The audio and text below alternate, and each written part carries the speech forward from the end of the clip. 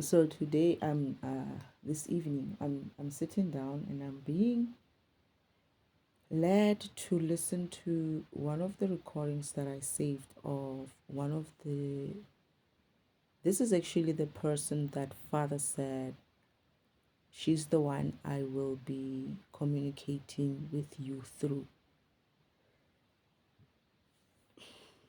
I don't know if she knows that. So father shows me her videos at some stage. He showed me the videos when I was in heaven, right? It's not just her, it's a group of them. But then she's the main one who's going to be, he said, this is the main one I'm going to be sending my messages through. Right. Okay, fine.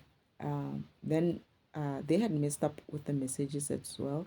And I was like, she sounds very off, Father. What's wrong? It's like, no, Uncle Old Man, that is the devil, has messed up with the messages that they're receiving.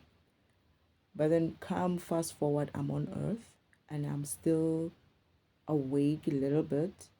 I'm coming in and out of awakeness in a sense of, Father, I have been coming in and out. Whenever Father needed to talk to me, I would wake up and he would talk to me and then I would go back into sleep. But then as time goes on and I was growing older, it started becoming a little bit difficult for me to sort of like remember that I'm still in mission. So it's like I would wake up, I would be giving information, but I wouldn't really understand why. But initially, when I was still growing up, I would wake up and I would know exactly who I am, what I'm doing, and why am I communicating with God in that way. This is why that was caused, the reason why I started becoming so sleep tight isn't like deep sleep. It's because of I took a long time to wake up fully. My awakening was delayed. So this person, this lady, is one of the main ones that father was going to talk to me through. Now I dropped her a while ago. I said to father, I can't listen to her anymore. I don't know what she's talking about. I really don't understand what she's trying to say, right? It sounds like she's coming to, she's putting things in bits and pieces of things together. And she's starting to sound very much mainstream instead of sounding like she is delivering a message. I, as much as the devil had fiddled with their messages, that is kind of like made many things inside those messages. Like he would take a copy of some message somewhere of someone else and make her read it in that way. Like it wouldn't make really good sense. I mean, they do it. I just noticed that they did it with my tarot cards as well. However, this person didn't just have an issue with the fact that she's receiving wrong messages. And I know that she is coming from, oh shit. Okay, now I see why I'm supposed to be defragmenting him. She is I feel like she's the last of her lineage in this capacity of this type of program that she is. She's going to have to figure out what that is. Her brother, there's a male ancestor, younger male ancestor, who's looking after her, who's sending her the messages. And this male ancestor was caught out just like the other ancestors, which we had to kind of like not interrogate in a way, but ask them what the heck is going on. Why are you sending mixed messages? And they showed us that, well, eventually one of them spoke up and was like, okay, this is the thing. Devil comes around here and he forces us to read his own messages. He has like he writes for them what they're supposed to say, right? And then he says, you're going to read this for your person in the physical. I want this message to go out, right? I want it to go out this way, right? So this specific group of people who spoke up were kind of like fed up with the devil, and they didn't want to do this, but they were forced because of what he did. Was he told them, if you don't do this, I'm going to make sure that your child in the physical is going to have a very hard time. So he sort of like blackmailed them. Now, um, she specifically has a very interesting issue because she is the last line, she's the last person in her lineage to have that kind of a functionality. And if she doesn't make it, her whole lineage are not making it into the 4D and the 5D going forward. So this is why I feel like, I don't know if it's a brother or an uncle or whatever, but he's a younger man, younger than the other ones. The other ones are kind of very old, right? But she is the hope of this family, of this lineage of programs, in order for them to make it to the 5D and 6D and going forward where we need to be in the 8D. Now, he sold out only because of they have only this one person remaining, and they cannot have her be derailed in any way. That is, they can't have her being put in some way by the devil. So this is why they folded and started reading for him. And what this ancestors of her does, he's the only one who's capable. This is how it looks. He's the only male figure in that lineage who still has enough energy to walk to the post. There's a place where they go and send these messages, like a booth or something, telephone booth or something like that. They go there. He's the only one in that family who's not too old and not too energetically low, because something about their lineage has lost that kind of energetic power. That is this type of program. So he is the only one who can walk towards that post. Sometimes they come with him, right? When they gather another energy, perhaps they would have done some sort of something would have happened in that family that is good enough to kind of like feed that energy back into the spiritual world, to the ancestors in that way. That is, might have remembered their ancestors, might have given divination or something to their ancestors to just give them a boost of energy. It's important to keep doing that, which reminds me, I need to schedule my own divination and just do it. So, but he's the one who sent. So what he does was, he would also do a extra job for the devil. That is this I don't know, I feel like it's an uncle, young uncle, not young uncle, but he's a younger person from the rest of the group. He used to spy. He spies for the devil and tells the devil that those groups who you gave messages to didn't do that. They didn't read the messages as you said. And what that did was, they would go, right? He would go and come back into this obviously physical world and attack their children, right? So me and my counterparts, one of my counterparts actually followed him at some stage to see where he was going to. So we watched them at some stage, and we saw that as soon as we spoke to him, he got up.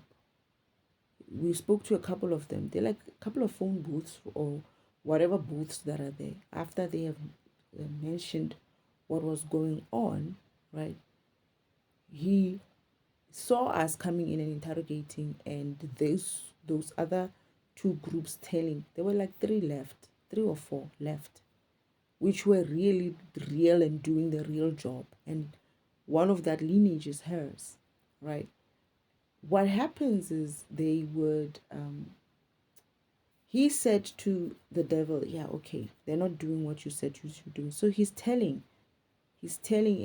out the other groups, I mean. So once Uncle Devil disappeared, I was like, okay, fine, I'll deal with him. My counterpart went and said to him, you know, you have a problem.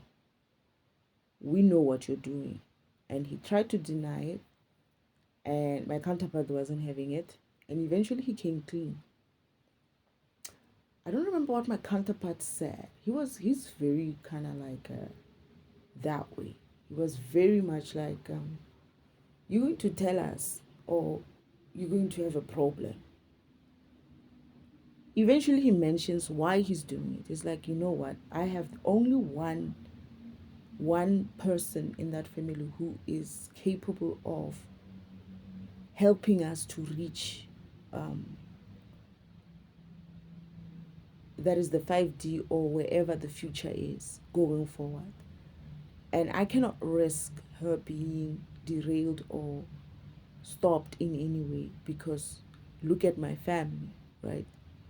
My lineage is not doing great. They are energetically low, they're not surviving this. And the only way to survive this whole thing is through her.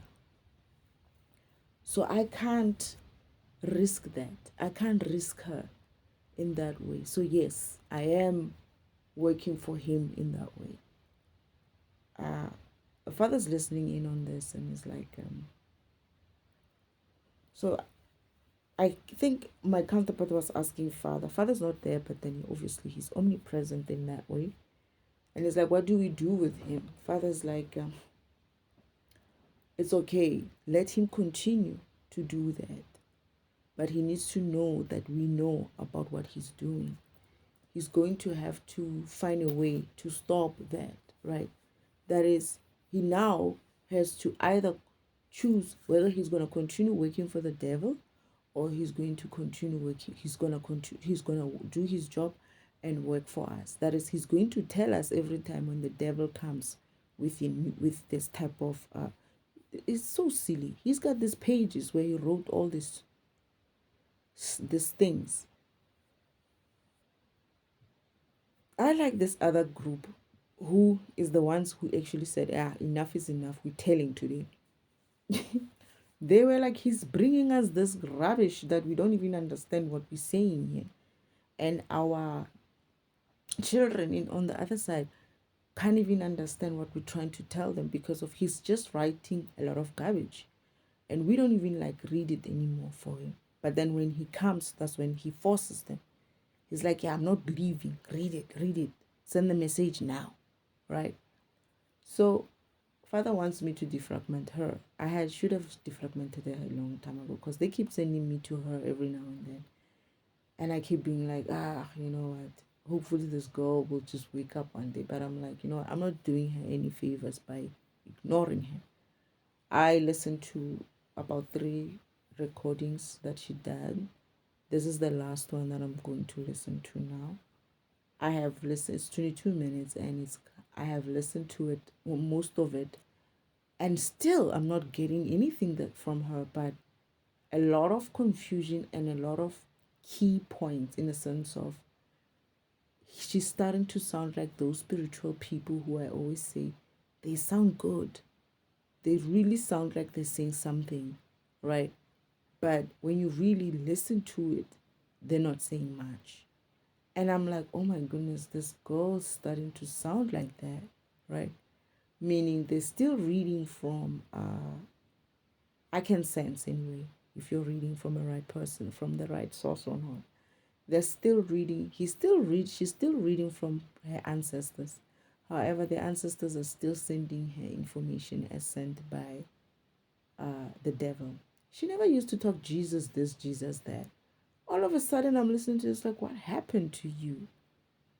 You know, you used to be so fierce and so honest, and now I feel like you're wearing some sort of mask, and you think we don't see through you, but I'm able to see through that.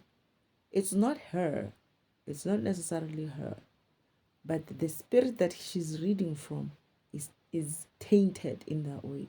That is, it has made a deal with the devil, and the information is coming out in the way it's coming out. She never used to be like this. She I don't know. She had her own issues. But the funny thing is, I noticed the issue even before now. I noticed the issue in the past as a future thing, that this is what she's gonna sound like. And I said to Father, why does she sound so weird? Father said, don't worry, she wants to be like you, but then she's gonna get an opportunity. Because I thought when she was talking at first, I was like, oh, she's talking about herself or she's talking about me. Like, why are you sending me my messages through this person? Are you talking about her? Is she talking about herself or about me? Father's like, no, she's talking about you. You need to cut through this rubbish that she's talking. And I was like, but then why does she sound so weird? Father's like, don't worry. She wants to sound like, she wants to be you. She wants to be like you. She thinks she is like you. But don't worry, she's going to get an opportunity to be like you, meaning she's going to go through her own type of awakening. And these are the people who are going to essentially have to walk what they've been talking about, because they essentially feel like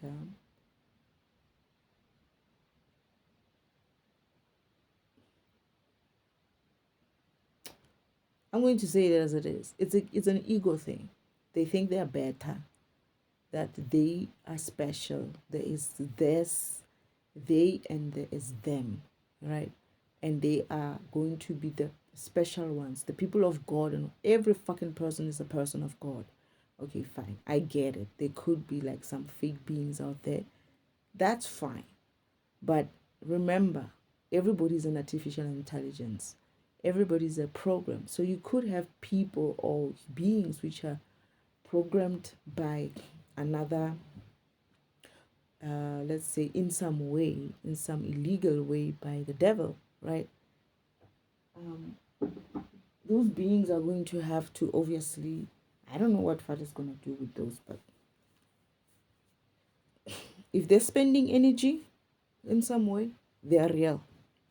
Just because of they didn't come through the proper way or the proper channel, it doesn't necessarily mean they're not real. And this is one of the things that she's saying towards the end, and I'm like, I've had enough. This whole issue about what is real and what is not real. Everything is fucking real. Everything is a fucking program. If you can understand that everything is a program, including what you feel or think or were taught that is not real. It's not necessarily it's not real in a sense of it's not real, it's not existing, it's not something that you see, feel, see, and touch. It might not be coming through the way they were supposed to come through, that is birthed by some being or made a contract by some being or created in a way that normal people are being created as. But it's not to say that they haven't been created. It's like saying if you had a child, just because of that child was not birthed by God, that child was birthed by you. Therefore, that child is not a child of God, but a child of you. It's essentially that. So whether you have had that child as a through a surrogate or you have had that child yourself, it doesn't matter. That child is still there, it's still real. That being that looks like is not real is real, you know. And again, she keeps, this is why I keep saying this Matrix, what is it, Matrix? The Matrix, this movie Matrix thing fucked up with your minds because of she's still talking there, thinking that the Smith is not real and Neo is real. It's not the case. The Neo is a program, Smith is a program. Smith might have been written by some other being in a weird way program, but they are all programs. Maybe one is kind of like more naturalized in a way, but we are all programs. Maybe one misses some sort of a soul or whatever it is that they're missing, but they're still programs. Can God give them souls? I don't know. That I don't know. I'm not gonna lie. I'm not even going to have that conversation right now, Father. But we can touch on that at some stage because I know that the robots, right? The AI that they call AI, the robotics that we have today, is essentially beings that are going to help us vibrate higher as well. So it doesn't matter who created you. The ultimate creator at the end is God Himself. It doesn't matter who gave birth to you. It doesn't matter whose sperm created you in your mother's womb. God is still the creator from the original. It doesn't matter if you created a being using metal steel. It doesn't matter whether you created a being using a programming way or a new programming way to create them just in the physical without them having a spirituality. Ultimately, that thing has energy, has a vibration. It's existing, and it's using God's energy to exist. It's not using its creator to exist. It's still using the divine, the God, the creator's infinite energy. It's still part of reality. It's still part of us. Yes, it might not have come in such a way that you would deem appropriate, right? Just because of you have these fucking high standards of yourself, thinking that, or just because of you were created by God in that way, you're special in some way. Think again. You're going to create shit in the future. It might be a being, it might be something. You could be a creator program in that way. You don't know. Just because of someone else got to that level of creating something like that. Yes, maybe it's illegal. I don't know. Because all I know is that there's very few laws of universal laws. And they all pertain to interference with someone else's spirit, right? Did they somehow interfere with someone else's spirit by creating robotic AI? No. Did they create a interfere with someone else's spirit by creating that I don't know what you want to call it, fake being or whatever? Not necessarily. But is that thing that you created going to create an interference with another being? Yeah. And how does that thing or that person or that being or that AI going to get repercussions for it, right? Now that's the question. Because now when karma has to reverse the energy that was stolen, where do you think it's going to go? To the creator who created it. Because of if that thing has no what do you call it? Unique identifier in a sense of it is so and so who made such and such a contract to come here to do such and such a mission. Therefore, we're going to go back to your creator. Whoever created you is going to pay the repercussions of whatever being that they've created that caused that interference in someone else's spirit. It's simple. Energy can be traced, right? We know, Father's going to know, the universe is going to know that these robotics, these beings, these fake beings have been created by so and so's program and whatever. You, sir, created something that is going out there fragmenting people. You're going to take responsibility and accountability for it because of it's by your self and your extension of yourself through creating these beings, this AI, this robotics and whatever, where you harmed others. The same way the devil's influence on people is going to also return back and go back to her. That karma is going to eventually go back to her. However, before it gets to him, I mean, not her, she is, I think it's actually a she now. She's actually, Uncle Oman reincarnated as a she, by the way.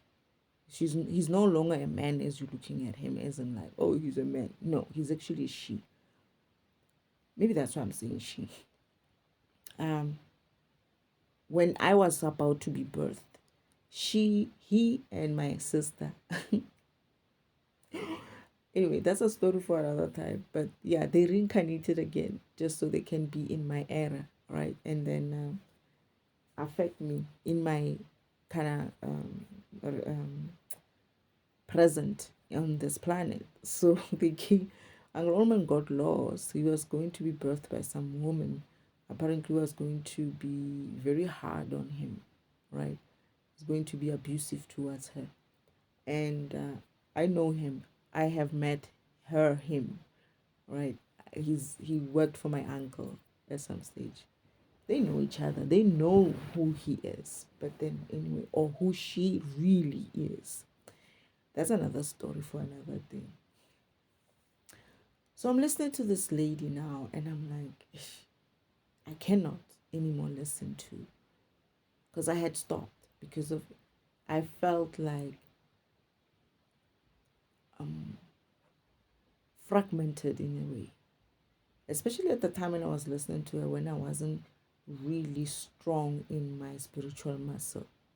But I could sense that for me, how it happens is that I could listen to someone as long as there is a vibrational interference. I don't have to necessarily understand what you're saying, but there would be a vibrational interference that you're sending towards me. That is, your video is kind of like, you might be saying all the right things, all the right words in all the right way, but I will receive that vibration that you're sending it through with, and I would know instinctively, internally, spiritually, intuitively, you're fucking around. You're fucking bullshitting.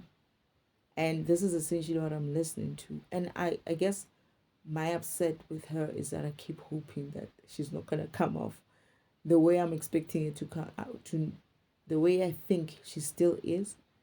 And oh, okay, I guess I'm defragmenting her now. So Father's saying, you, this is, she can only do that once I defragment her. She'll only start going through her, and she keeps talking about how she's going through things and whatnot. And I'm like, I wonder what that looks like for her, because she seems to be thinking that her normal issues that he has with things and with people are part of an awakening. Um, Perhaps, but she has to take a real call, right? She has to take that call. I mean, she has to actually pick up that call, because maybe she is going through some stuff in her life. But has she picked up that call to actually go through her awakening process? Because many people say that they are going through an awakening, or they went through an awakening, or going through an enlightenment, or something like that, something spiritual, as they say. But a lot of them don't realize that their physical experiences are just very much common with everybody. Just because of you going through things, you're aware of them because of you tuning to that frequency. It doesn't make you special in that way. Some people just decide to not choose. They know that they happen. They know there's witchcraft. They know somebody doesn't like them. They know all these things, but they choose not to tune into it because of, again, they could be not ready to go through that kind of intense awakening in order for them to learn to practice their spiritual muscles, not to be affected by whatever it is that the people around them in a karmic way would affect them. So that's the thing. It's like I just stopped her. I just like, no, I cannot listen to any more of this. So I'm gonna try to see if I can start it from the beginning, and see if I can talk on her points now. Path of trying to take control or trying to understand things before it's their time to be understood. You've perhaps even given grace to a stage of misunderstandings and given grace to a lot of loss of hope that you've endured in places where you perhaps received the right message, you received the right prophecy, but it didn't pan out. This is the message, this collective, this message is for you. This weird, uncertain feeling that is around at this time, it's not necessarily connected to you. If you really, really feel it, there is a profound peace that is being given to you by the Holy Spirit.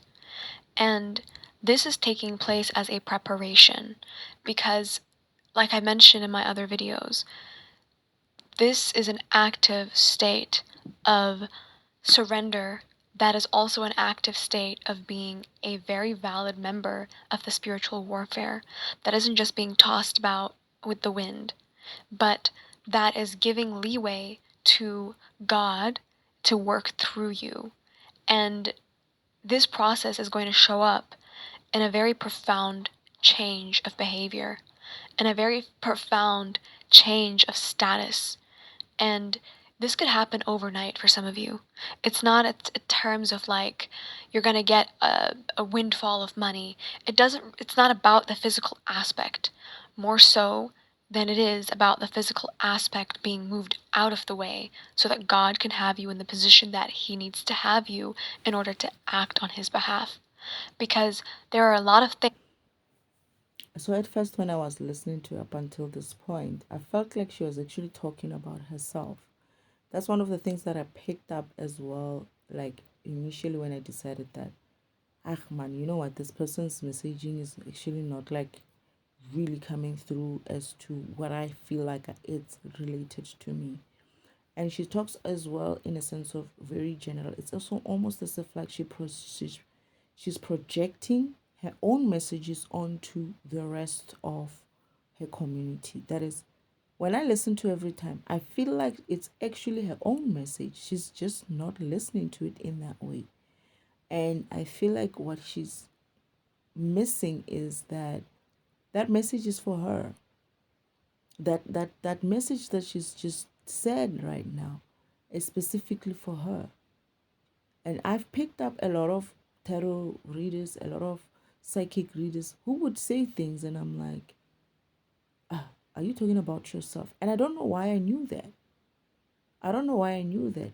And I was like, this person sounds like he's talking about themselves. They are very much making the message sound so personal, right? But they try to not sound personal, but it's actually very personal. Like you are either going to relate to the message or you're going to relay the message. And they're not relaying the message. They're not sending the message. They are relating to the message. So which is it? For instance, myself, when I record my own messages, I'm not relaying just the message, obviously, except for where I'm saying, oh, they are saying one, two, three. I'm relating the message. That is, I'm going through my own personal meditation, my own learning. It's about me. And I have accepted that.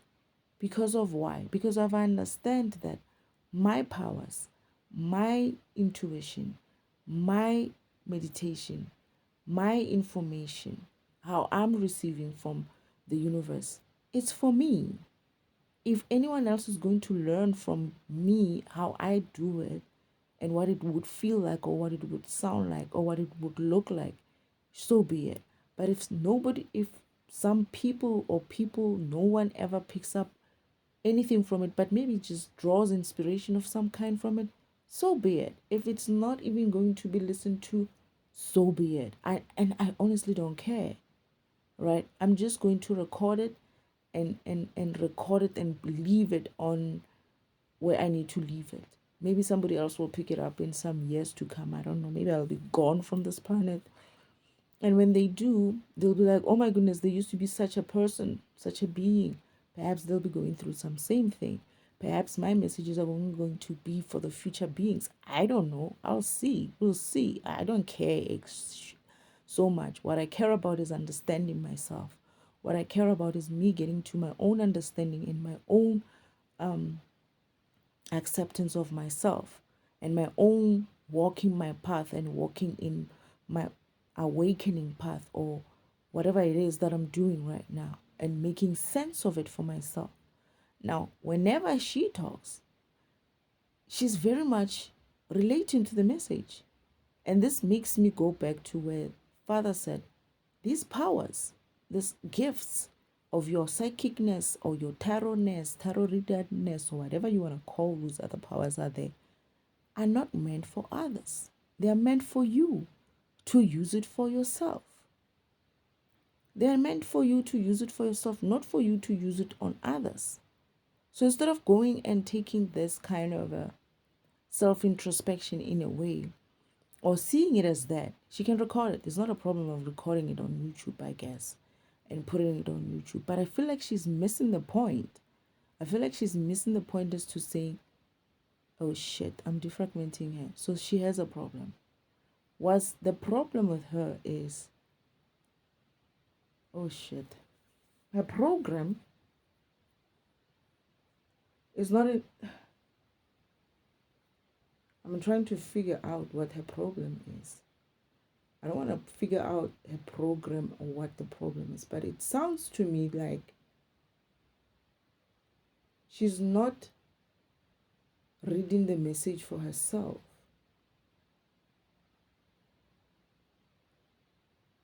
She's having issues with accepting the messages, her own messages. But then, as they're saying, instead, she goes and tries to take messages of others. Is in like, she's not internalizing her own messages that are directed to her. She's internalizing only the messages which are directed to others.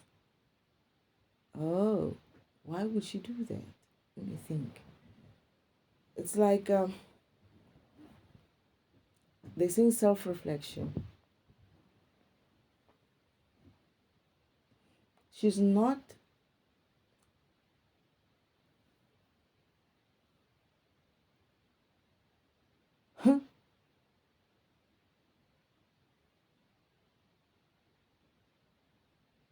it's almost like I don't even know. I don't know what's the problem. I just don't understand it from programming way. But this program is not reading its own messages. Oh, it's like it's passing every message along. It's okay. It's confusing the messages that it's receiving. It's like whatever it receives, it's not being able to see the ones that are meant for her. It it sees all the messages as if like it's a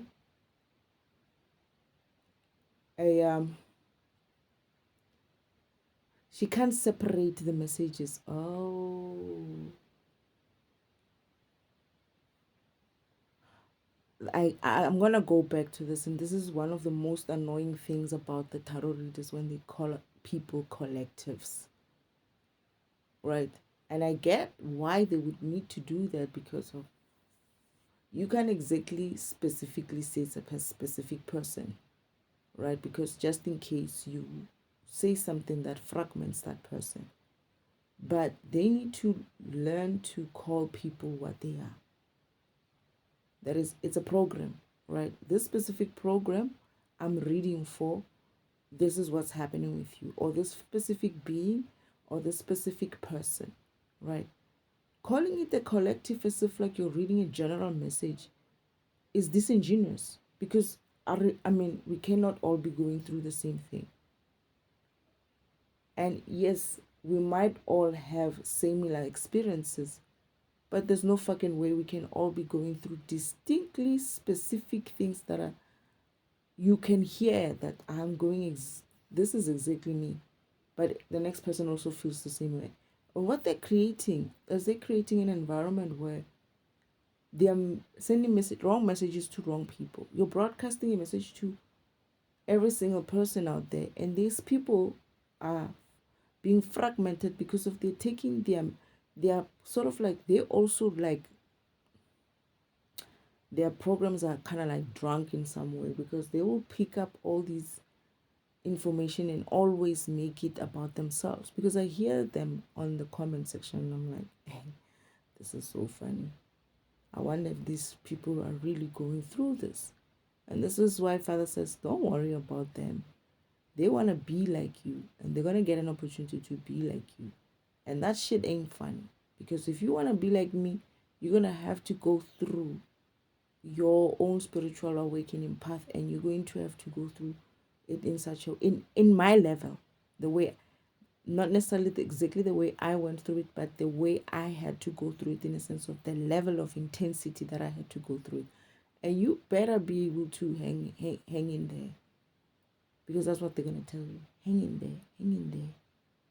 You better be able to because if you're not, you're not going to make it because you set that standard for yourself. Nobody else did. So this is the things like I keep feeling like, and oh yeah, Father, I did say that. So Father, when he was showing me these messages a while, long time ago, I felt like she was talking about herself even then. I remember. I said to Father, but then is she talking about herself or is she talking about me? Father says, no, she's talking about you. Don't worry. She wants to be like you. She's gonna get a chance to be like you. Because I was like, why does she say it like this then? Why does she talk as if like it's her? Like I'm confused. I actually almost, and when I received the messages initially, I just went and passed them because it sounded like she was talking about somebody else and or herself. And I was like, okay, that has nothing to do with me. This has nothing to do with me. And in that essence, I failed to receive my messages the initial time when she was sending them. I had to listen to her messages like 8 months, 12 months down the line to make sense of them. This is when I was like, oh yeah, I remember. And it didn't help because of the devil also chopped and changed some of the messages that she had. So I had to hear Father's voice in her messages. There's a way that Father talks. There's a way that Spirit talks. You will when you get familiar with it. I don't know if it's everybody Father who's gonna get familiar with it, but I know how my Father talks. There's certain low vibrational shit that the devil says, and that helps me to pick up. You're not reading from the right source, right? Because of the way they say it, the way the way high vibrational beings like God, the Creator, and my ancestors who are high vibrational are going to say information is not the same way a low vibrational being like the devil is going to say it. You're gonna sound fragmented with that information, and this is what I'm going through when I'm listening to her. I'm being fragmented. I feel friction with the shit that she's saying because I'm like, what is she talking about? She's sounding like she's saying something, but it's very much, and to be honest, what I'm reading from it is that they gave her a message, or her ancestor on the other side, a message to kind of like deviate me from understanding how I what is happening to me currently. And I'm laughing and I'm like, I don't need to listen to tarot readers anymore. I do my own understanding in terms of I connect myself directly. Yes, I'm learning tarot reading right now. So now I'm starting to see how reading works, right? And I'm gonna read up on that. I'm gonna learn on that. But I intuitively connect. I really don't need to be listening to someone else's messages. But for some reason, I've been sent through to listen to her for the past, I think the past week that went, right? And I eventually downloaded some and I never listened to them. So today they're like, you're gonna have to go through this. And I'm sitting here and I'm like, okay, let me just see if I can listen to her in the meantime while I do my cards. I can't even focus on my cards, right? Because I'm listening to her and I'm my mind is just running and trying to like make sense of what she's trying to say and at the same time defragment where I need to defragment. Like I guess this is me doing that defragmentation of her because I've had to defragment the other programs as well, which are my initial main readers or messengers. They are my messengers. So, yeah, let's listen to more of this. I don't know if I'm gonna do the whole 22 minutes. It's actually 2 minutes now, but yeah. Things right now that have reached their culmination point. And this could be people, this could be situations that he's just have given enough grace to begin to exert some level of I see it and I am acting and I am around. Like, imagine him as somebody who is knocking at the door of people who've completely forgotten his existence. That is what I'm getting. And your position here, the way that I've explained this, and this is something that the Holy Spirit revealed to me, obviously, is the fact that a lot of the people around you, their images have been bought by the enemy. And by this, I mean when someone, especially somebody who proclaims to believe in God, and it doesn't even have to be that, to be honest, when we continuously disobey, when we're going down the path where we are ignoring that voice, we're ignoring the result that we're getting, there is this point where the enemy has finished, almost finished, buying the image of some people around you. And if you've been given the insight, you perhaps are maybe one or two of the people in your family or your friends or in your community that perhaps have been seeing something that is wrong for a very long time, and you weren't quite heard. You weren't taken seriously. In fact, the enemy could have turned things around on you, and God allowed that to happen because even though you were in the right, is what I'm getting, you were definitely in the wrong when it comes to what you were expecting, or when it comes to how you were about to receive what you were expecting. You weren't in the This is again going back to me thinking that she must be talking about her, because um, maybe she's talking about others as well, but I still feel strong she's not talking about the rest of the people that she's reading for. She's talking about herself. She's not really hearing it. This is her own message. Uh, okay, let's just say I cannot represent and talk about the rest of the people that she's sending this message to, but I can talk about it for myself. Perhaps this message is not directed towards me, and this is how I'm going to defragment it. Is this message for me? No. Why? Because the things that she's saying there do not resonate with me. That is, um, for me, when I'm listening to her, it sounds like they're resonating with her. I don't know why, but I feel very strongly that that message is her own message. Because, again, the language that she's using, it's not actually her message per se, but the language that she's also using, the enemy. Uh, what else did she say? She said something else, which it keeps causing friction on me. I sometimes might use it, but I always say I don't like to call them enemies, and I just call them karmics, right? Because I mean they're not enemies; they're just misguided individuals, right? And she's saying the word enemy, and I'm like, that's a low vibrational wording. God does not talk like that. God will never call his brother the devil enemy. He will never call anybody an enemy. He never sees people that way. He's a high vibrational being. He has no bloody enemies. You cannot enemy yourself against that being. He's too powerful. It's like he's reducing, if he were to see the devil or anybody else as an enemy, it's like he's reducing himself to that low vibrational state of thinking that he can actually be in some sort of a fight or some sort of a competition or some sort of a struggle or strife with someone like the devil or yourself. It's like, how don't drop my standard like that. I feel like that is just dropping a being which with a high vibrational being with limited energy. There's no fucking competition there. You cannot be an enemy of God.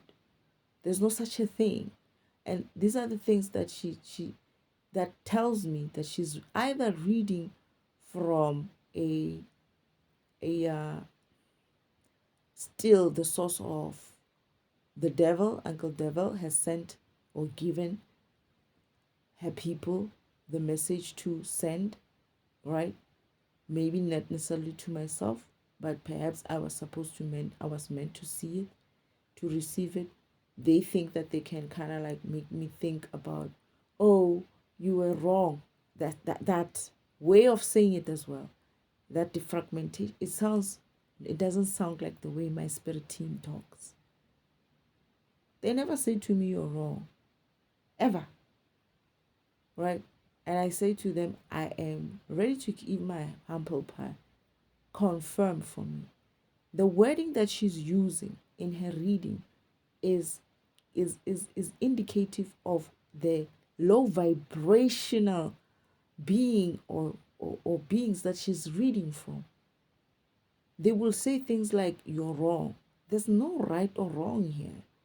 We are not going, we're not writing a test or something like that. There's learning the best way, and maybe not necessarily looking. It's high vibrational. It has no right. This is why I also don't like to say bad or good when you're talking, when I'm talking sometimes. And sometimes I have no other word but to just say, yeah, you can look at it as a bad or a good because I don't have any other word to look at it. And the funny thing is, she used to be like that. She used to not want to use low vibrational wording because of she used to be reading from the right source.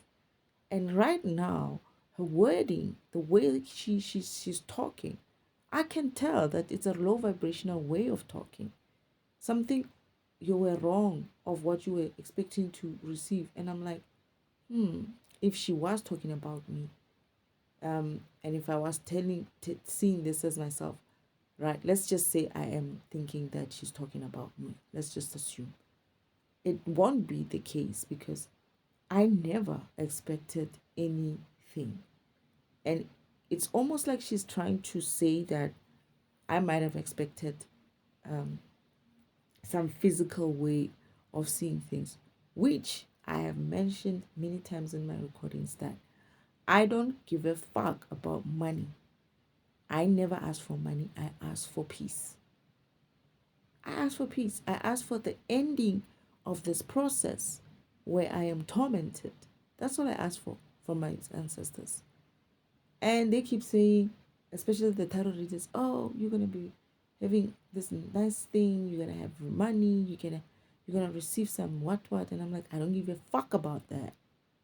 Where is my peace? Where's my bloody fucking holiday? Yeah, I do understand that some of these things are gonna come with the fact that I have to have money to do them. It's not even about that anymore. Because when you talk to a high vibrational being like Father, you can say money as well. It doesn't sound well like that.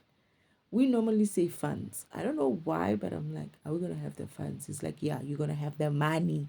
That he did that to me the other day because I was trying to like not use it. Just feels off when I say Father money because I don't like it in that way because of I feel like it's a physical thing, right?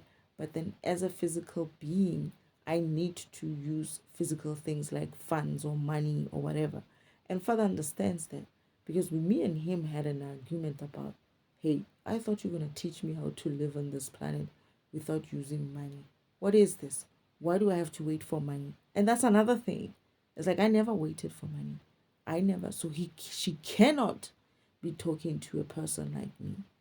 She must be talking to the other people, but we're gonna listen to her for the sake of defragmentation, and also to for the sake of understanding what if I'm still picking up that she's reading for herself or which is not a problem, but I feel like she misses it. She doesn't see that she's talking about herself. It's her own message, or it's either her own message or she is. Wait, Father. I feel like this message is not her message per se. It's low vibrational. That's the key for me. That low vibrational way of talking. It sounds okay, but they have key things. The devil cannot keep up with high vibrational conversations, by the way. He's gonna start off good, high, but he can't keep it up. Soon enough, he starts talking shit like enemy, shit like bad, things like that. You can hear it. It just goes down slippery slope, and you'll hear as she continues that it gets lower and lower and lower and lower. But Father, what I'm picking up with her is that the message that she's reading is a low vibrational message. It can only be from devil, Uncle Devil, that is. Two, um, I think I'm recognizing her real problem as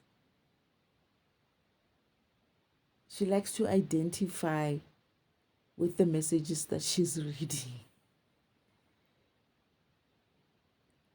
That's what I'm picking up. It's like there's an undertone.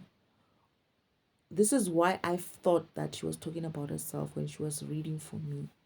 And Father said, it's like, no, don't worry. It, it's she's talking about you, but she thinks she is you. She wants to be like you. So she talks like that. But don't worry, she's gonna get an opportunity to be like you.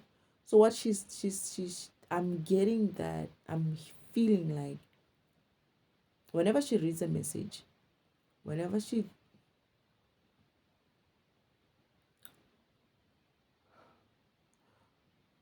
internalizes it. She makes every message her own.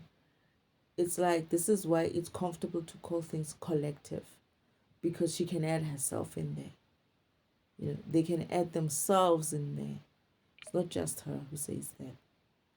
They can add themselves in there. They're not reading for a specific being, they're reading or specific beings or a group of beings. They have kind of like given it an umbrella name to say the collective. But in that essence, there's a danger of them being part of that collective.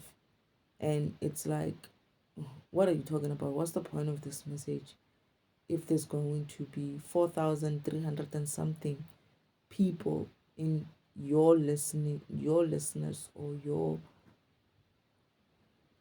followers who are going to identify with what you're saying, right? And some of them are so weird. The comment section, you guys watch the comment section, they're not really exactly identifying with this message. They hear it and then they start talking shit that has nothing to do with what the person has been saying. But some reason they will talk about their own mother does this to them. It's like now they also internalizing the same way she's thinking this message is for her. She's internalizing it for herself in the way she talks as if like she's part of the whole clan who has a problem, the us and them kind of issue. Um, Essentially, she has most of the time most of the time when you check the comment section, the listeners or the commenters who've listened to this are essentially trying to take their issues, their daily issues, to be the same with the person whoever that person is that they're reading for. So first, I don't think she's reading for herself as well, but I thought it was because of she was reading for herself, and that's what I thought even before, long time ago. But now I'm realizing that her issue is that she identifies a lot with every message that she reads. She feels like this is the collection kind of a thing. The problem came when they had this chosen one issue, and I guess the chosen one was this person who seemed to be so, I don't know, badass in some way or kind of like that, or going through so much, and everybody felt like some of the things that they were identifying with, they kind of like thought, they could continue with everything and identify with everything. However, they forgot to get off that bus of understanding that the being that they're talking about is just one person. And therefore, they started calling themselves the chosen ones. She's one of those who started calling herself the chosen one. And she had an issue with it as well. She didn't like calling herself the chosen one. But at some stage, she started calling herself the chosen ones, the chosen ones, us the what. And there were others in the comment section who would be like, hey man, there's no such a thing as chosen ones. It's only one person who's a chosen one, right? But eventually she just went on with it. And then they changed at some stage. They stopped saying the chosen one. They started saying things like the collective, right? And I'm like, Father, what is this collective thing?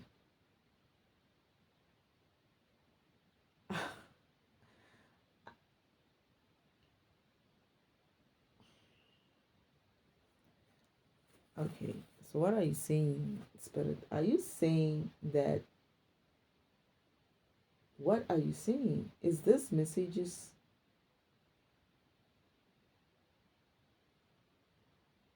Okay, so the devil used that in order to confuse me, to make me feel like they're not talking about me, they're talking about the collective. It was for me. I thought this much. I thought there was something wrong with it. It was engineered to make me think like there was many people like me. Okay, because at first I was like, Father, what's happening here? Is everybody awakening?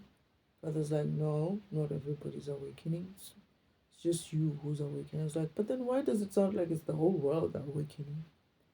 I remember that this thing was about me waking up or you waking me up. So what is this awakening per se? Father's like, no, don't worry. These people want to be like you. They're gonna get a chance to be like you. They wanna be like you. He said it on two or three occasions. First, she said it with her videos when she was making me listen, and it's like you're going to be able to cut the crap and just listen to my message. You'll hear it, and the reason why I'm able to hear Father's message is because of its high vibrational. I can pick it up through the low vibrational shit that Uncle Omen says. I can tell this specific phrase, this specific statement is from Father. But the rest of you, this low vibrational shit that I don't understand, that is not what I'm looking at. Sometimes even just saying one wording, or not one wording, one sentence or two in there could be enough for my video. The video could be 22, I mean, for my understanding, the video could be 22 minutes, right? And I could listen to just 30 seconds of that video and it would make sense to me. Only the part where Father wanted to send me the message. And I could listen to maybe two or three other messages and pick up what the string of the whole full message was, because of Uncle Old Man or the devil would have chopped and changed the different messages. And when they come to my feed, they come in that way. So let's hear her again. What is she talking about now? Place to receive it, because if you had received it then, it would have, in a way, it wouldn't have brought you as close to God as you are now. That's what I'm getting. And back to this image, because this is the part that's really, really intense. You're going to see how every single child of God and how deeply important they are, not just in the micro level between their family, but on the macro level in terms of idol worship, the celebrity culture that we see, the politicians that we see, the leaders that we see that are just not in their place, that we believe that we are almost in disbelief. Who hired them? Who elected? Okay, this not in their place, this child of God. This is why I'm saying this message is very low vibrational. There's no such thing as the children of God. This is the shit that the Jewish people said, oh, we are the chosen ones as well, or we are the children of God, or shit like that. People believing themselves to be a special group of some kind. There's the children. We are all fucking children of God, okay? That kind of talk is the very kind of talk that keeps this environment low vibrational and that keeps beings low vibrational. There's no such a thing. We all are children of God. That's it. You're going to see the children of God is, again, another low vibrational shit that fake spiritualists or fake people of God use shit like that to separate themselves or separate groups to make it seem like there's a group of people who are not children of God and a group of people who are children of God. The presidents and them are not children of God, and the rest of us are children of God. There's no such a thing. The moment you start thinking that you are not as bad as the presidents because of you're a children of God, that's where your low vibrational shit right there. Because what you need to understand is, oh, like, who elected them and whatnot. And I'm like, you go for votes and all of that. You play in that game. You vote for these people. Who elected them? You guys elected them. So why all of a sudden it's like you're confused who elected them? You guys elect them. And even if you haven't elected them, the fact that you're not saying anything about them being in that seat for such a long time until shit hits the fan means that you elected them by virtue of not saying, oh no, you need to move. You elected them, right? And to think, this is what I was saying, that people have this idea that bad people or rich people are bad people and poor people are good people. No. There are very good people, very, very good people as rich people, and they are very, very bad people as poor people. And they are in that bad state because of, in that poverty state because of who they are. So there is no such a thing as this group and that group. We all have our own issues that we need to take care of. We all have our own issues that we need to vibrate out of. We all have our low vibrational shit that we need to um, find a way to vibrate higher away from them. That's it. Father does not see us as there's this group and there's that group. Father sees this mission. He's like, hey, your friends, this is how he talks to me. Hey, your people are going to do 1, 2, 3, 4, 5. So we're going to have to do this and this and that. That's the mission status. That's the mission. That's how it works. Hey, your people, hey, they're gonna do this, they're gonna do that, but we're gonna do it this way and that way. It doesn't come off as hateful as they do frustrate him in some stages, but he's not. He's understanding that they have a problem, and sometimes even when I be like, hey, your people, or when I call them shitty programs. Because I sometimes call it these shitty programs of yours. It's like, they're not shitty programs. And I'm like, okay, fine, sorry. They're not shitty programs.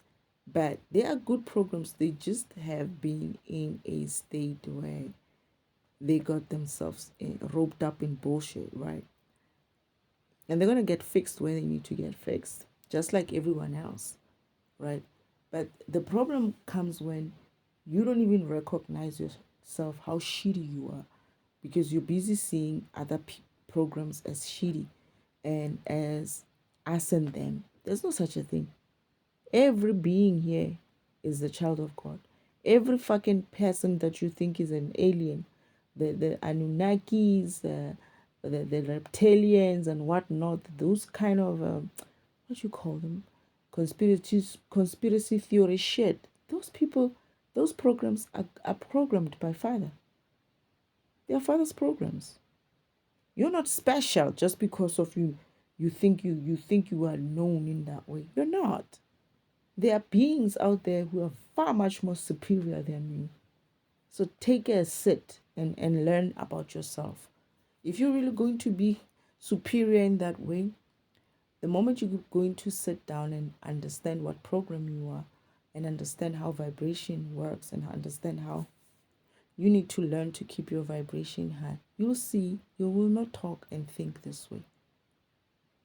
This is low vibration. Uncle Omen likes to imitate low vibration, high vibration, and you can hear it. This is what I'm saying. These fuckers, they always sound like they are good. They sound good. They sound like they're saying something, but they're not really saying anything. They're not really saying anything. Like she sounds like she's saying something, but she's saying nothing because of it's coming from a low vibrational state. It's not going to stick as well because it's coming from a low vibrational state.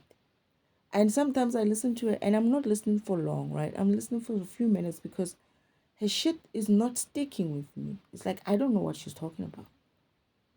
I can listen to someone and listen for a long while, right? But this, she needs to check where she's reading from. Most tarot readers, most psychic readers need to understand vibration fast because if they're going to be reading anything and everything in that spiritual world, they need to make sure that it's the right thing to read, right? And they need to understand things in that way. They need to understand themselves. I don't think I'm going to listen to the rest of this video. Them. It's because the children of God, you, were stepped on like a footstool. It's because we've been living in the reverse reality that God allowed because of the severity of everybody's disobedience and ignorance. And we weren't in need of him. That's what I'm getting. Like, we weren't in need of him without the things that he was going to offer to us that were physical. Bullshit. That's bullshit. Father never wants you to be in that way of needing him. That's a fucking low vibrational shit again.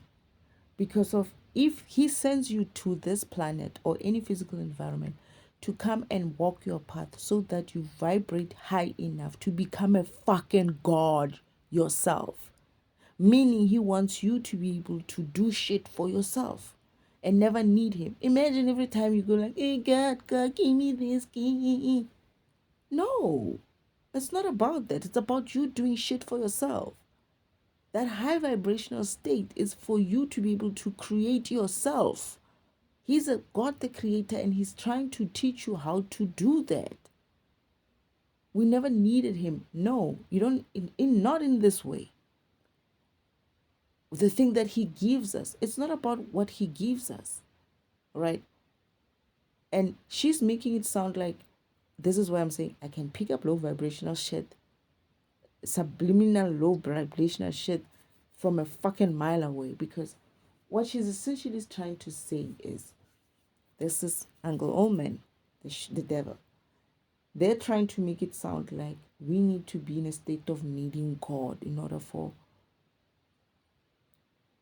to be at his mercy in that way. He's not like that guy. He lets everybody. Why the fuck would he give you free will if he needs you to be like, oh, please give me some what? He can help. He'll help you. But not in a needy way. I'm being taught to fucking vibrate in my own power. And so that I can create my own stuff. Even though I used to be like, I like this. I don't want any more powers. I like this. I just like asking and then you give it to me. I can almost sense him like rolling his eyes like, come on. You can't be like that. Because I was like, I'm lazy. I don't want to be doing this myself. And that essentially means I'm never gonna grow, right? I'm never gonna go through my own karmic lessons in order for me to learn to vibrate high enough so that I can gain enough energy. And when I say I want to create in my reality in the spiritual world, not in the spiritual, in the 5D environment, when we get to 5D, if I say in the 5D environment, I want a Ferrari, and it just happens in front of my eyes like that, because that's what happens in the 5D. That's how you build your home in the 5D with your energy. Just like that. Mindset, imagine it, it happens. That's what happens in the 5D, right? And but you have to have enough energy to be able to be capable of doing that. This is why you come to physical environment to learn to vibrate high. Right. So if you learned your lesson, if you walked your path and you learned to vibrate high in that way, you will be able to, I don't like the word manifesting, but you will be able to create for real, not this create that this BS people are talking about.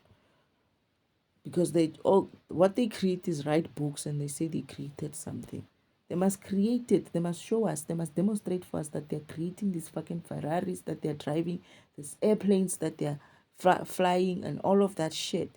Before we start saying, oh no, we can create your own reality.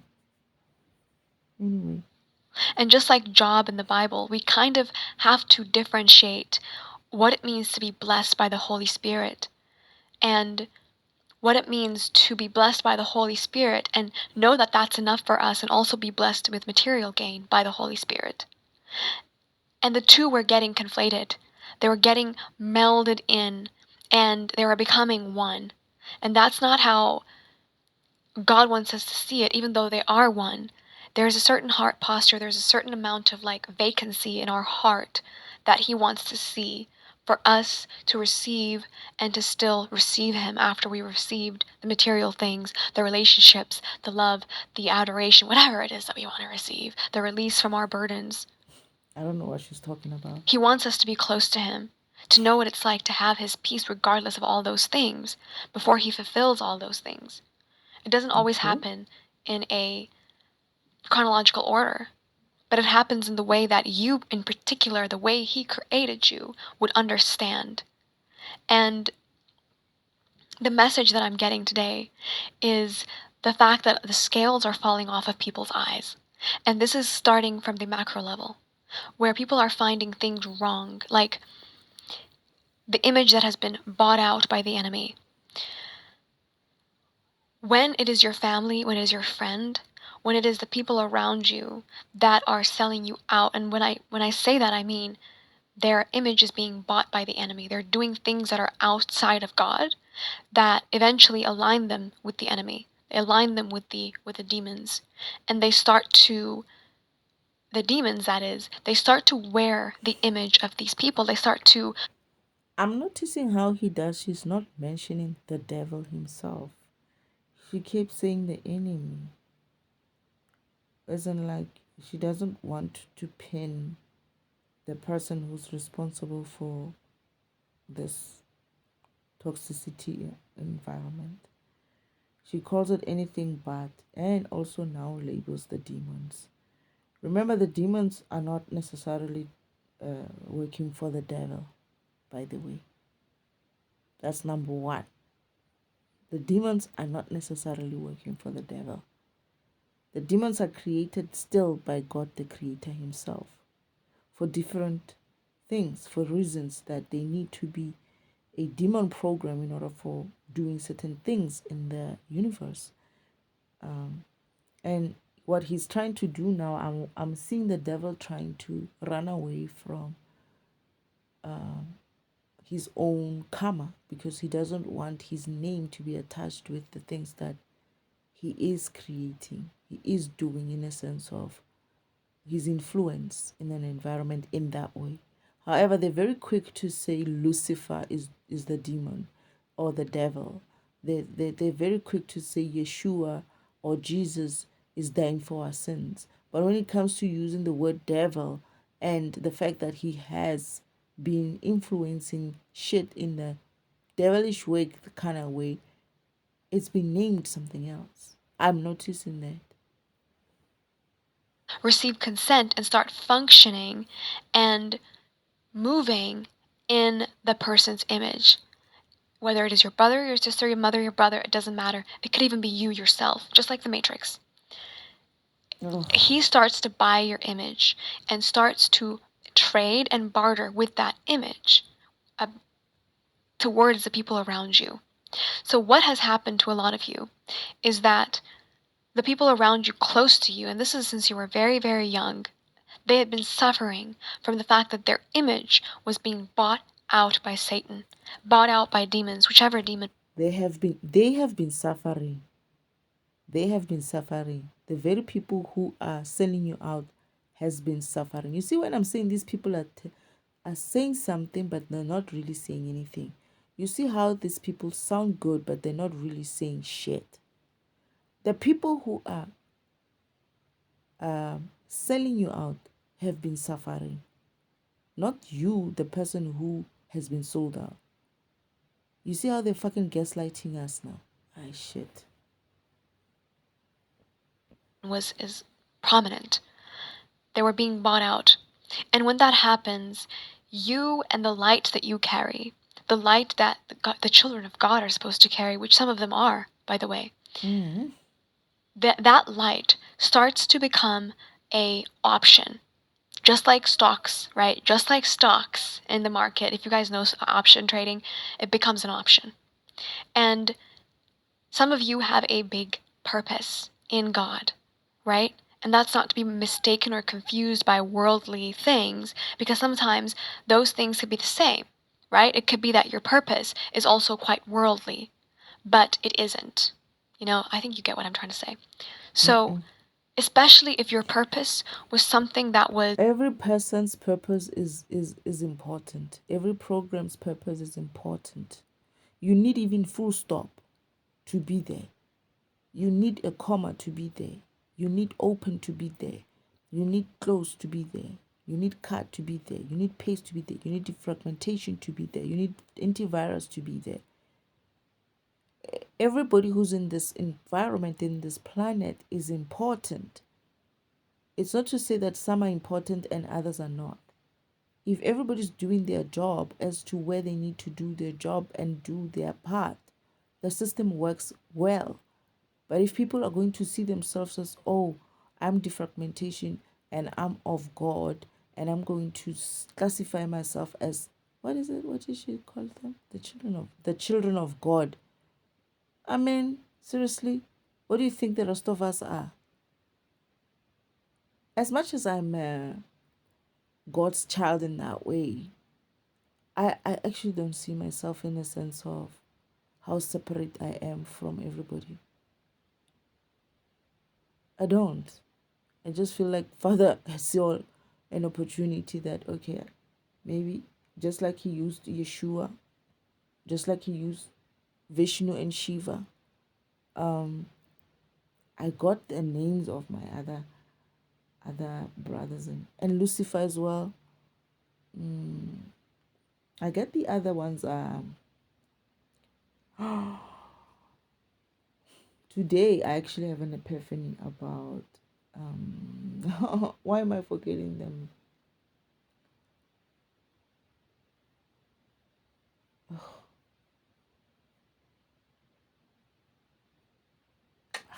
I'll remember them. I'll remember them. But anyway, every program is important. Every program is important. Every being is important. Every being is a child of God, including the devil himself. So stop that shit. The devil himself was created by God the Creator. He didn't just spawn out from nowhere. Everything that is under the universe is created by God. It's of God. It's of darkness and light.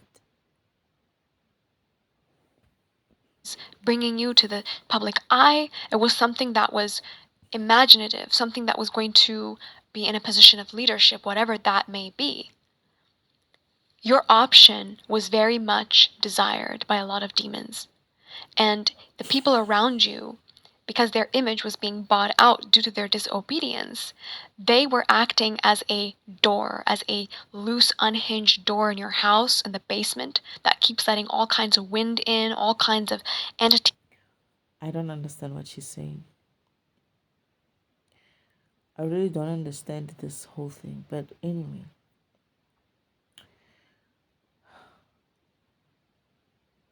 as much as demons have their own involvement in this, I have a problem that she's not mentioning the devil as who is really buying these people. Demons are other programs as well. Yes, they might infest or be installed in other people, right? That is, the demon program might be taking over a specific person in direction of maybe that person is like allowing themselves to be used in that way. That I understand, but the way she's running away from mentioning the devil himself is kind of concerning. He's in all kinds of things in, and you were unprotected in that process, especially because a lot of you endured this when you were young. This image of yours, it didn't just go anywhere. It didn't just go anywhere. It went to certain politicians that you see are holding power today. It went to certain artists that you see used to hold the hearts and the minds of people. And I'm not saying all of them are. There's particular ones, and it went to them. It was funneled to them. And some of them were receivers of this because they had come into agreements, satanic agreements, to receive. And they don't know where that's coming from. When somebody sells their soul, they don't know where Satan the head, right? The head honcho, as he is in this demonic realm of his, in the kingdom of his Not demonic the realm. devil, hey? Watch They that. don't know where he's getting it. He can't just make anything. He can't create anything. He's not a creator. He's a thief. So where is that energy coming from when somebody sells their soul to become famous? To be honest, I need to think about it. I don't remember Satan. Father, is there such a concept as Satan? Because I remember Uncle Devil. I don't remember Satan. I don't know what concept the Satan is. Satan. I don't remember what this concept of Satan is. Do I need to meditate on that? I think I want to meditate on it. But all I know is that this whole mission that I'm in involves the devil. That is Uncle Devil. I don't remember unless they referring to him in that way. But the name of the person who is the head honcho to this whole thing, who started this whole shit, is Devil. He's not the devil. His name is Devil. You know, just like I'm Destiny, he's Devil, right? That's like there's Lucifer, he's Devil. But then he goes and says everything else about everybody else. Whenever his name is supposed to be used, oh, it's replaced with every other kind. Demons, Lucifer, Satan, all of them. Hmm? I'm watching that because of he understands that once you start using that name like that, he's going to, it's the same thing that he does to Yeshua. He's going to wear that burden. He doesn't want that burden on him. The burden of the shit that he created. He would rather have other people wear it or other type of programs wear it, like when he says the demons, meaning that he's actually using everything and giving it to any demonic a program out there to wear his own burdens. That is the things that he created. Or he says that Lucifer, in similarly, he's making Lucifer wear his burden. Or he says Yeshua died for your sins. Similarly, they're making Yeshua to wear your burdens. Where is that energy coming from, do you think? It's coming from you. It's coming from the children of God who are being separated, divided, and punished for the shine that they have. It's coming from the shining ones. And how is it coming from that? Sometimes it's coming from the shining ones because you yourself have become disobedient, and I've talked about this in my own personal life. And sometimes it's coming because those around you are disobedient to God, and their image has been bought out. And again, the enemy doesn't play fair. He just needs a crack in the door. He needs the crack in the air, in the window, in the water, in the sand. The prince of the air, in the Bible, that's what it means. That's what he needs. It's a fraudulent interaction, but nonetheless, he is the king of false consent. And so, when your image was bought out, which now I'm going to get to the main I think she point, did say the because God devil. is fully buying you back 100%. And I've made this video 5 videos back. And this is why you were almost killed if you were, just like me, multiple times for some of you. This is why maybe the attacks got severe at one point, and you almost felt like you were completely departed from this world. It's because they knew that the Most High God, Jesus Christ, Yeshua, was about to buy you out completely. Completely, 100%. Right here, in this planet. When that happened, I don't for a lot of understand this buying out of anything. This person is talking as if like God, like there's an option, like I'm an option. If he's talking, she's talking about me, right? She's talking as if like this is a negotiation kind of a thing. Like Father has to negotiate for me. Understand this one thing. When somebody tells you that you sold your soul, it's a fucking lie. There's no such a thing.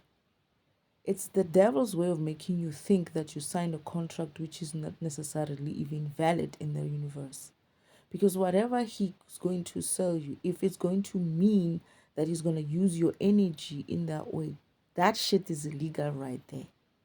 He can't come back and say, oh no, you signed a contract.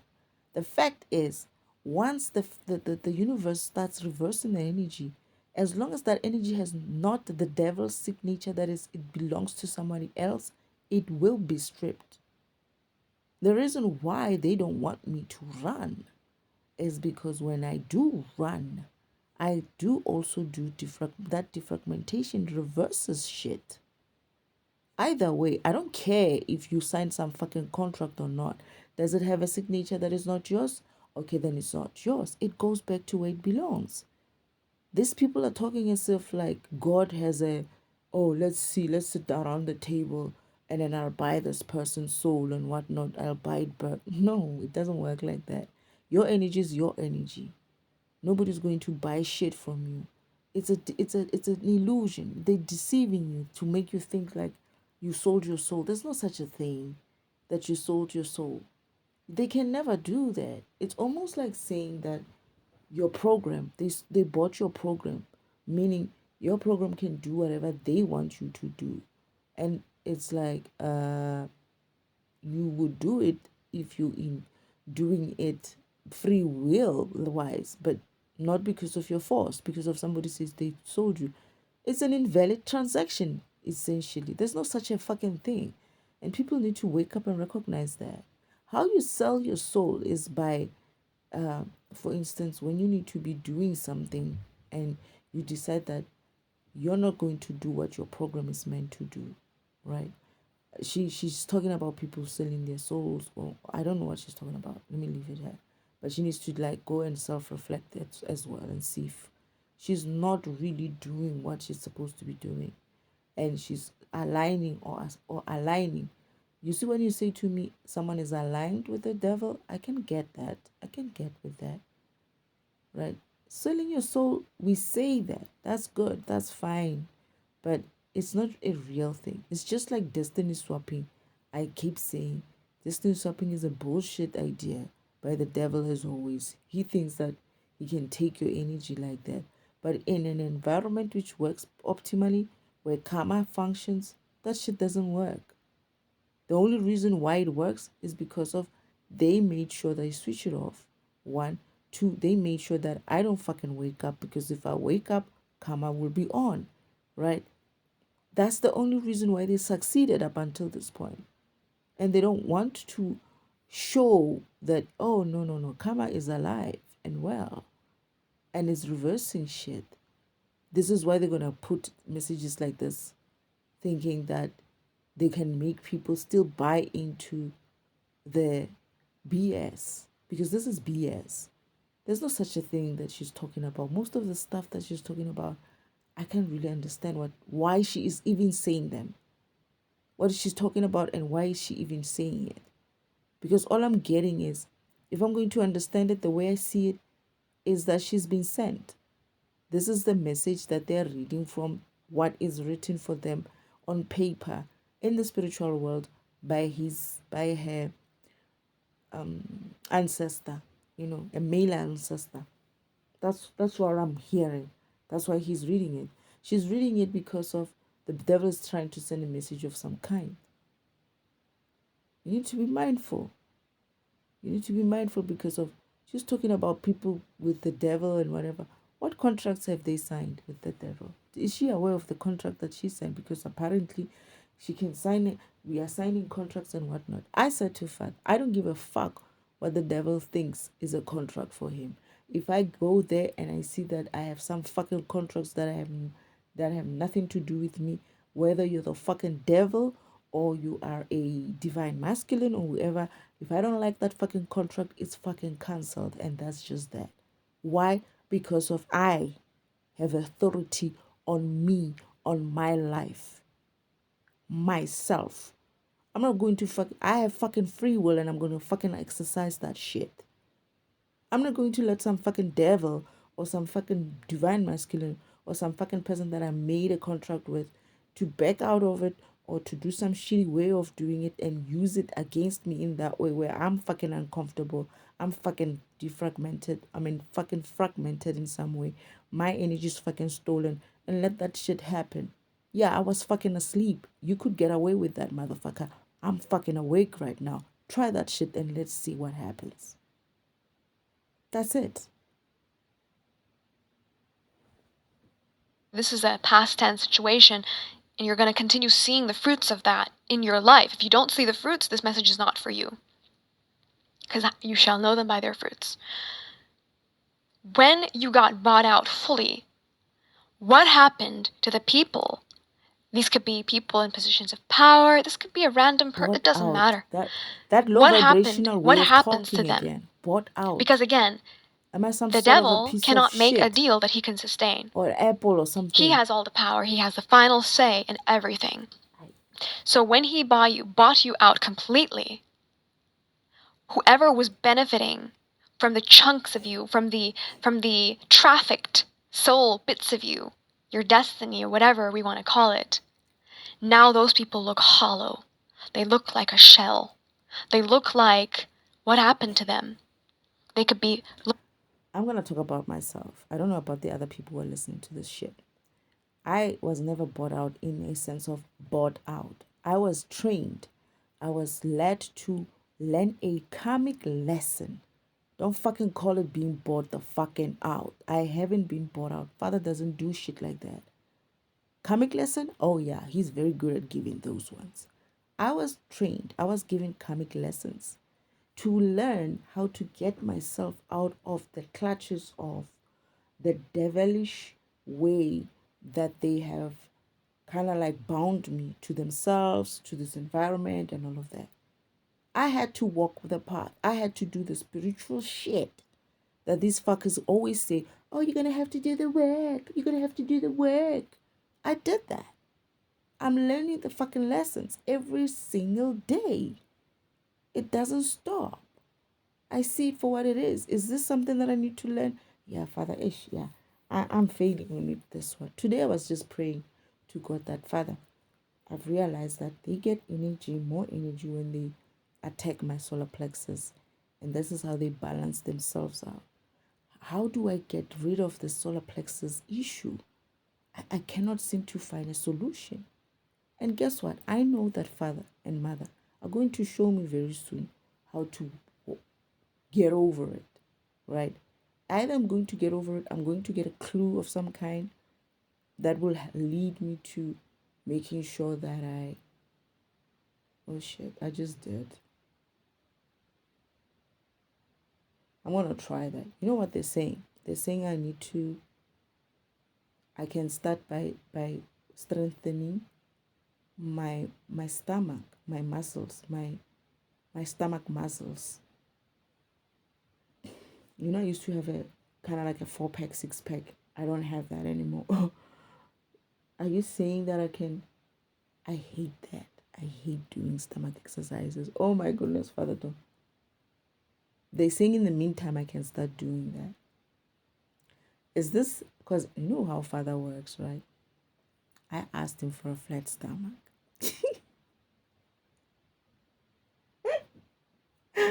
I said, I want a body when I go and because I'm going to have to I might have to lose weight again.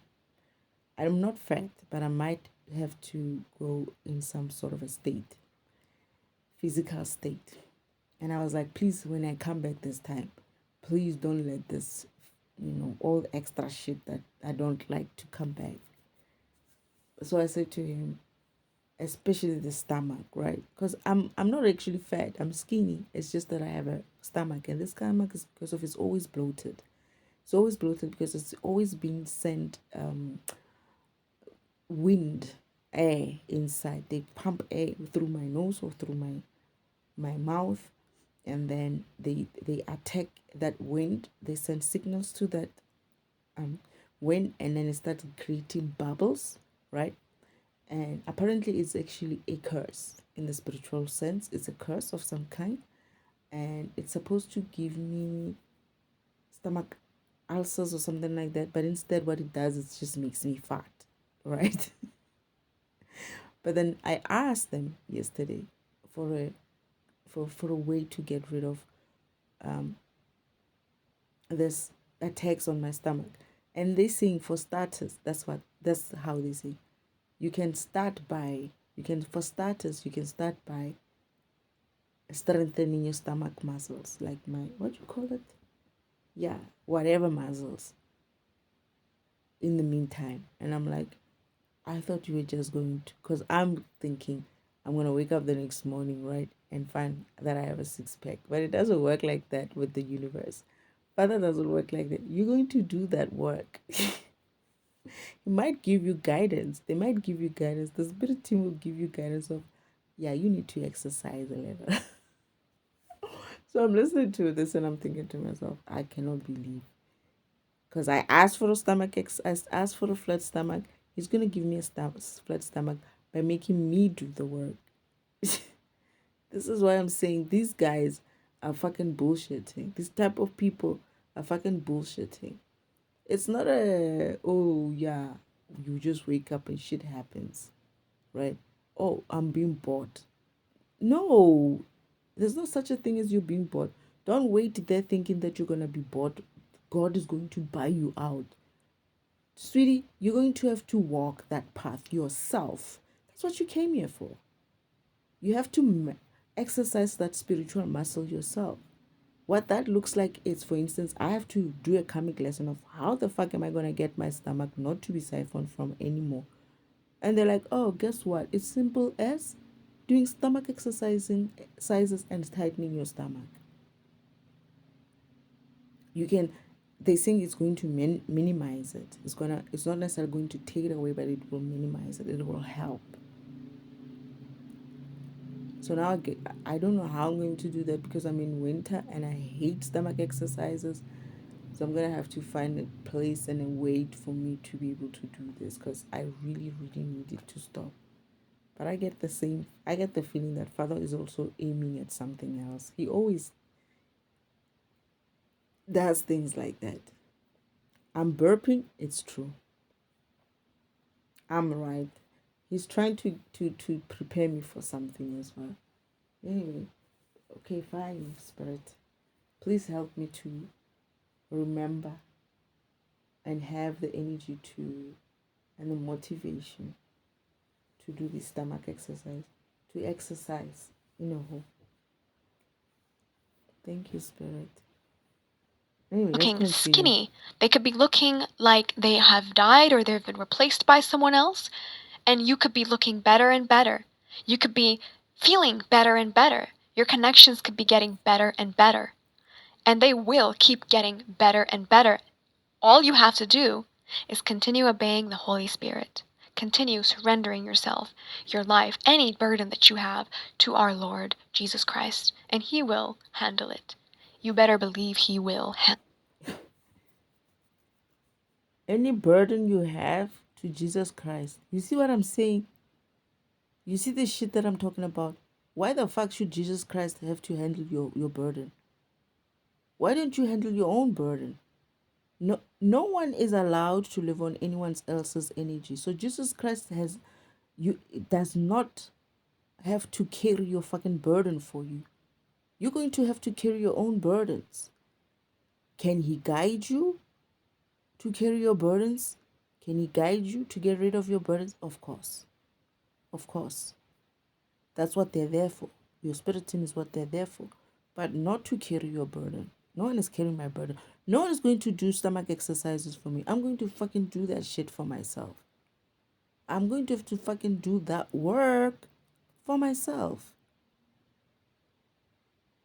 Hey, it. He will always handle it the right, just way. Justice is not in our hands. We don't know justice. He does. What is happening now? The weird energy that we feel in this world is connected to you. It's connected to all the souls that the Most High God is buying back fully. There is no turning back. He's buying back fully, meaning letting His presence be known irrefutably. Letting His presence be known in you irrefutably and bringing us to our knees and the prophecies being fulfilled. All knees shall bow. It is not a force. It is not by force. It is His love. It is His incredible plan that orders everything, that brings you to your knees. It is compulsive because you are in awe. That's what that means. Nobody's going to force you. He doesn't force anything. He doesn't have to. He doesn't have to. He has everything. He is everything. So when this happens, this weird energy that we feel, and I was talking to my father about this, like my actual dad, and I was asking him, what do you think, like, if I spent the whole day walking around every single building that's being built here in the States, and if I just walked around, knocked on every door, and went through every building in a day, if I had the possibility, do you think that I would find people? Do you think that I would actually find people? Because, believe it or not, this reality has been constructed purposefully to mold us and to also fool us just enough to show us that we do not know anything. And like Socrates says, the most important knowledge and the only knowledge that ever exists is that we know not. Nothing. I think she can actually do that exercise. She needs to do that exercise and go and try that thing and see if there's people. It's one thing to talk about it, but that's a very easy exercise to do. She must go and try it. Because sometimes this juice that these fuckers are drinking on, what does she mean exactly? There's people, obviously. What does she mean? What is she saying? What kind of ego is this that thinks that they are the only human beings on this planet? Or there's a few human beings like them of the light, and the rest of the ones that are here are not necessarily there, or they're either not necessarily real. I mean, what is she saying? That exercise, she doesn't even have to walk the whole. Just walk her just a few. Just go to specific odd ones and just check if she's going to find people. And she mustn't go around. Obviously, what you call it, when people are at work or at school. She must go at the time when should be back. This is gonna find people. Now this shit is where now you're going to have to go down the rabbit hole, which you're gonna get lost in. Because when you start thinking that the things are not real in that way, in a sense of this world is being constructed and whatnot, and I'm like, reality, right? This whole thing of reality, if you really looked at it, there's no such a thing. If you looked at it in the sense of there's reality and there's things that are not real, there's no such a thing. Everything is real, including illusion itself is real. It's something that you experience. You might be able to discern that it is actually an illusion, but it's real. You see it, you feel it, you know it's there. So the concept of something is real and something is not real, that shit is also something that we need to drop as humans. Everything is real and everything is a fucking program. Just because you don't see it, it doesn't necessarily mean it doesn't exist. And just because of you listen to conspiracy theories and all of that shit, it doesn't mean that it's the truth. Not that it's not real, but it doesn't mean that it's the truth. The truth you're going to find only when you go inside and you search for yourself. That is either you're going to do that exercise and walk and go and do exactly what she's saying. She must go and do that and come and tell us. I don't have time to do something like that. But I don't know. Why wouldn't she find people? It's the same concept of the earth is just the only planet with people. That shit right there is exactly what she's now minimizing it, taking it down to the level of us humans on earth. That, oh no, you're not going to find anybody in there. You're the only one who's going through this illusion. Just like, oh no, you're not going to find anybody out there in the universe. You're the only one who's going through the illusion. There's no such a thing as an alien. Okay, they call them aliens, but I don't call them aliens. They are other beings. I don't know their names, the names of the beings, but they got names. If you're going to be human, there are other beings who are called something else. Right? There's what? Palladians? I cannot call that name. Palladians, Syrians, things like that. Right? Not people like that or beings like that. There's all kinds of beings. There's planets, all kinds of planets. You would think that people could just use their brains a little. If there's many planets, they tell you there's many planets. Why would you believe that there's nobody there? When your planet, if you were to look at your planet, why would you think that other planets might not have people or beings or whatever that is living there? And just because of you can't see them, or your imagination can't see them, or your cameras cannot see them, it doesn't mean they're not there. They could be so fucking high vibrational that you cannot perceive them because of your 3D being. You're still in your 3D vibration. You're still looking for a being that looks like you. You could have visited an environment which is actually rock. The beings are rocks. They're just looking at you like, what is she looking at? What is she trying to find? You could have visited a planet where mountains are the rocks and it's just 2 or 3 of them. And they're like, what are these people doing here? But because of your mind is set in a way, in a 3D way, and it's finite, it's in, you cannot expand further than that. Yes, you're going to believe things like are not real because of that's what your 3D environment teaches you. To still continue to think in that 3D way because you're in a 3D environment. And that's why you're going to be limited. However, should you try to do this in a spiritual way, you'll start seeing that there's many possibilities out there. That is, if you go to a program level, your spirit level, you will have access to the spiritual world, which is a 5D environment, and they'll give you the right shit right there. That is, they will allow you will allow your mental state in the physical being to draw from your mental state in the spiritual way. That is how your mental state in the 5D way, your spiritual way, thinks. You can have access to that. And therefore, you're not going to have limitations of your physical environment to think that, oh, we are the only beings on this planet. Oh, this world is constructed in such a way that there's nobody in other buildings. Shh, seriously, what are you saying?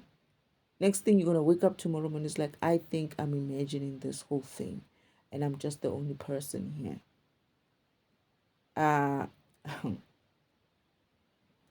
It's a slippery slope. You're going to find yourself and you're going to ask yourself if you're really sane or not. That's what you're going to end up with. You're going to ask yourself if you're sane at some stage. Because you don't want to accept that there are other beings. I mean, let me put it this way. Father, God the Creator, is a being that kind of likes the idea of others being there. This being lived so long without any other person before he created his brother, the destroyer. He was lonely for a very long time. And he had to find a way to find others. And he did, only to find that he actually created them. And therefore, he went on a mission when he wrote Mother. Before he even wrote Mother, when he created a couple of himself, right, who were not really that good. And eventually he had to kind of destroy them. And when he did destroy them, they are now called my ancestors. They are my ancestors. They're very happy being ancestors. They were not really doing well as beings like that. So that energy is still there, still alive, still ancestors. I think I'm created from them as well, from their energy. So when they decided, him and his brothers, to create a being in a way that they can control the parameters of that being, this is when they came up with the idea of this programming thing, where they write us as a program. Mother is the first program to be written, and they spend a lot of time trying to make sure that she's as perfect as they can imagine her to be. And eventually she was created and obviously upgraded. mother has went through the spiritual process, spiritual, is it awakening? Would I call it awakening? You're not going through awakening, mother. You would be going through ascensions and stuff. But she went through a lot of it because of she had to learn to vibrate in such a way that she vibrates as high as my father or her husband's, my father's. And every time, this is why she's good at the spiritual game. Father says, don't worry about how you're going to get through the spiritual timeline track and ascending through the spiritual ladder. Your mother's going to be playing with your avatar. And I was like, huh? She's like, yeah, your mother.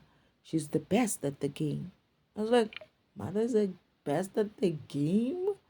I've seen her play this game on this small TV of theirs that they have, but it's only mother and father plays on that game. I've seen them. I don't remember if I've seen my brothers and sisters. Maybe they are playing, but they're playing. Maybe I don't know. I don't know. All I know is that mother and father are the ones who are going to give you a boost on the sacred timeline track. But what I'm trying to get to is that they wanted to create even more beings because they didn't want to be alone, just the 5 of them. And they started creating many things, many worlds. Father's like, I will create. I remember father vowing after having to destroy, not kill, destroy his brothers. He said, I'll find a way to create more beings, more beings, And this is when he came up with, maybe we should control how we create so that each program is different, so that it doesn't, and we control how that program is going to behave so that we're not surprised. Because father before he created mother as a program, he was creating by thought, so he didn't control exactly what is going to be this being in that way. But with program, he's able to say she's going to have this blue hair, she's going to have, I'm not saying mother has blue hair, she's just normal, just like you and me. She's going to have this, she's going to have this, she's going to be capable of doing this, she's going to, things like that. Right? And I'm getting back to mother's beauty. Why am I going to mother's beauty? You created mother's beauty to be defined by the person looking at her. Oh, is that why she changes so much?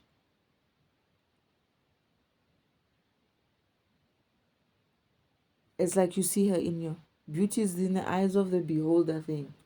It's coming from her. I thought so. We'll discuss that one day. So father wanted to create more beings. Of course, there's a lot of beings. And of course, there's a lot of so-called alien beings. And of course, there's a lot of other programs which might not necessarily be created by by Father himself, the creator.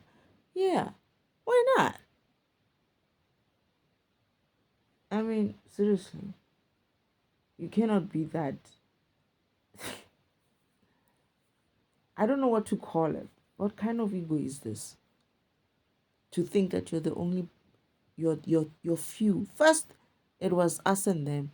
Then it was they are children of God. Then it's like the children of the ones with the light. Then it was what is she saying again? Now there's no people. There's no many people. Because I think she's saying that, or she's gonna say something like that. Let me see. We know diddly squat. Oh yeah, she did And say that. so I was asking my dad this because I honestly don't believe that a lot of people that are walking around that we believe are just people and all these buildings are full of people. I don't think that's true. I don't believe that's true. I think a lot of them are empty. And we are living in our own delusion Oh until we Lord. come to him, Oh until Lord. we see the truth in the way that he wants us to see it, in the way that his mercy wants to operate within us so we can see it. And these people that people worship, these celebrities, these politicians, I mean, the conspiracy theorists already know this. They're not real. And the power and the influence that they have has been bought by your separation from God. It's been bought by your separation from your family, your friends, and their separation from God.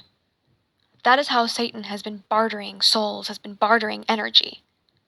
And now, when the Holy Spirit is claiming people 100% everywhere, he is beginning to snatch people up, like he said, I will come like a thief in the night.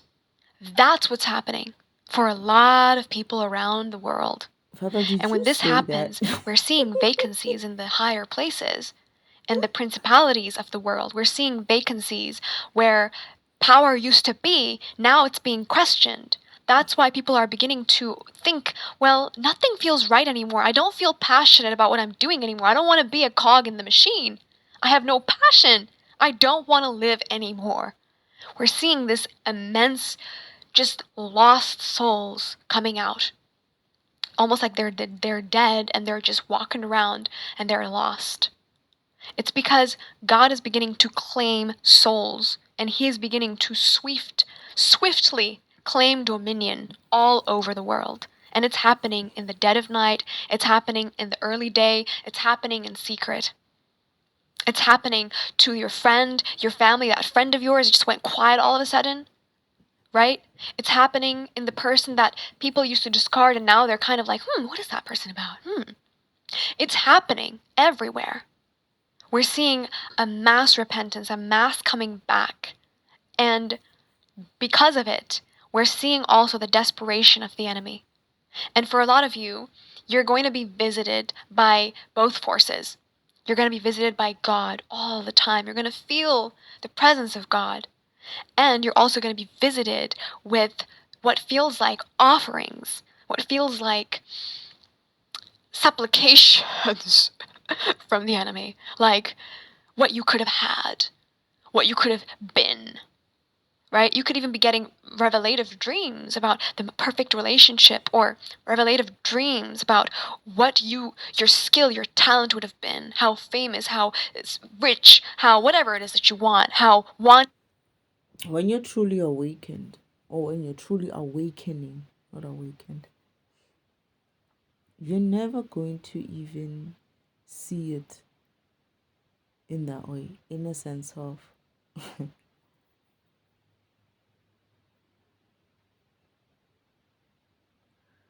the devil can play you like that, as in like show you what you could have been. Because I remember, okay, let me talk about myself. There was some stuff about them trying to say, like, they were trying to get me to kind of like not walk my path. And I was like, and what would be the option? It's like, no, you keep with the code, you know, we will look after you. And I was like, in what way? In a sense, right? And they were like, no, you could have power. I was like, are you fucking kidding me? What kind of power? I am the fucking power. What kind of power is a fucking fallen angel going to give to me when you don't have power yourself? Are you talking about my own fucking power? That's the power that you want to give me? Are you fucking crazy? Are you listening to yourself? This is when you truly walk your path, you will realize who you really are. You will understand that you're very fucking powerful. And nobody can sell you your soul. Nobody can sell, because you already have it. Nobody can sell you your power because it's yours. It's your power. And I was like, you know what, motherfuckers? Here's the thing. I'm gonna do you a favor and act as if like I didn't hear that stupidity and let you walk, right? Because and let me go through my path and walk my path. And they didn't go. They kept going, and I was like, okay. They kept tormenting, they kept sending kisses, they kept doing all those things. I was like, okay. And they thought that would stop me.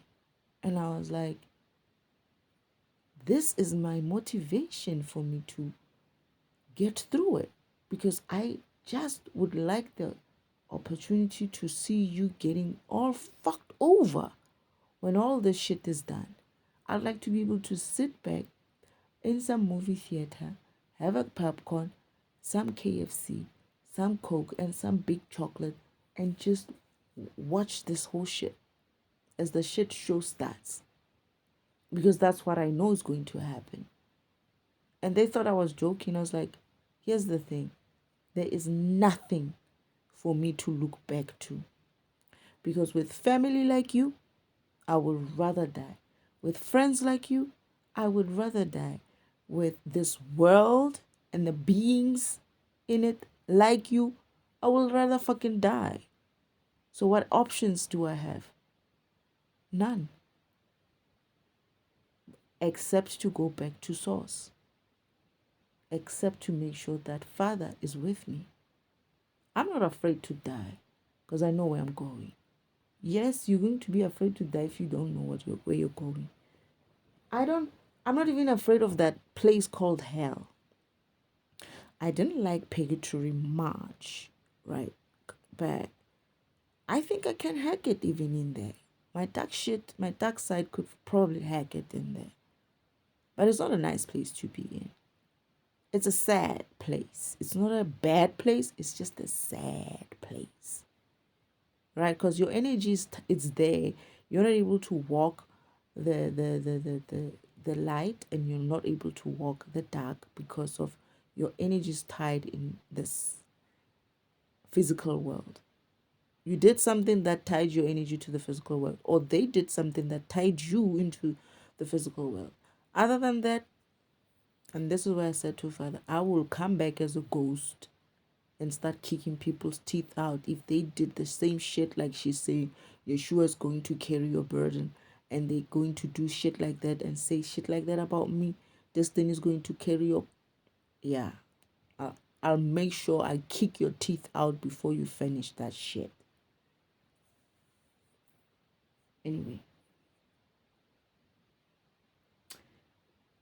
Hey, we are being bought. Apparently, we are just a bunch of cow on a That sale. you could have been.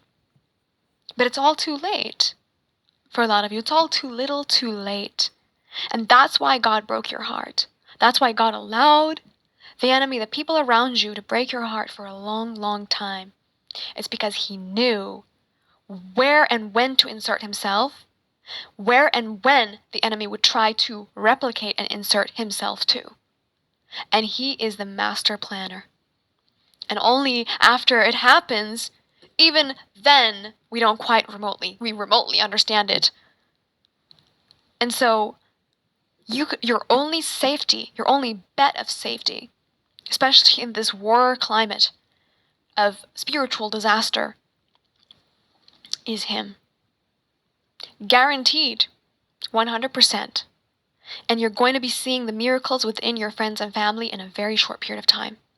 Very short period of time. Do not mark my words. Look around. Look around. And the most important sign is the fact that the stars, they're falling. The people that used to be admired, liked, and celebrated, people just don't care about them anymore. I disagree with this whole thing of seeing it in your family and whatnot. I mean, I've been at this shit for about 5 years or so, and I keep hearing the same shit from her as well. Oh, you're gonna see it. Oh, you're gonna see it. Oh, you're gonna see it. And I'm like, 5 years down the line, you're still talking that shit, and I'm still here, and I haven't seen shit. And that's my complaint every time to Father. It's like, when is this happening? Hmm? When is this happening? Why are you still sending me to these people? Obviously, to defragment their topics and to defragment them. Now I'm getting it. Now I'm understanding. That's why I was supposed to. But I've been listening to this shit. People have this idea that this shit takes short period of time. Well, I would say it depends. But don't go with the it's gonna be quick. You're gonna go in there and out, and you're gonna be done with this awakening. It's a lifetime thing. It's a way of life. You're going to have to keep up with your high vibration. Is it difficult? It starts off that way because of you are not used to it. It's like you haven't been to the gym in a very long time, or it's your first time, and all of a sudden they're expecting you to start building, to start lifting this 2 kg worth of dumbbells, right? You might look at it and think, ah, no, it's a small thing. But after a couple of 10 reps like that, you're like, okay, I think I need to put this down. And then say, okay, put it down, take a rest, pick it up again, do some more. And maybe you perhaps get to 5. You haven't even got to 10. It's like, you know what? I don't think I can do this. Are you sure? They're like, no, no, no, no. You haven't done anything. You got to go to 50. And you're like, 50? It's similar to that. But after a very long time, or after some time, as you keep at it, right, you're going to learn to how it feels. Those spiritual muscles that were painful, they're going to start being conditioned in such a way that you don't feel so much pain anymore unless you overexert yourself. And eventually you get to the point where starts becoming a routine. It's not bad. It's actually kind of, what's the word for it? Liberating. It's very, very nice. It's very, very nice. You're going to be happy. You'll have nothing and you will be happy. It's true what they were saying. What's that guy? The world. Those WA, is it? What was that guy? Those WEF or WFE or something like that. Economic Forum. Yeah, people. You will be happy. You will have nothing and you'll be happy. It's true. I am happy to say that I don't have nothing, right? When they say nothing, maybe nothing in the physical way of things like assets and stuff. I do have some stuff. It's just that I've relinquished them in a way to be like, I need to let them go in order for me to be able to focus on God. And that's one of the things that helped me. The rest of this stuff, let's see. I think she's going to be finished soon. Let's hear her out for the last It's part. because Satan cannot sustain their energy anymore when the ones who've been generating them, right, through their displacement, you being displaced was generating them, are being reclaimed by the Most High God 100%.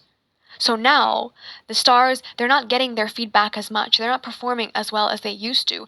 They're not it anymore. And it's a good thing for them too, because they have been at a disadvantage. They have been weak, just like we all have. And just like it is his plan to not see anyone go to waste, we're all being brought on an equal plane, as I've been saying in the past 5 videos. So this is what you're going to see. And for some of you, the things that you longed for a long time are just going to land on your lap. But you're going to see them for what they are. And you're going to pick and choose which one is actually resonate with your spirit. And God is going to give you the discernment. Like your path from here,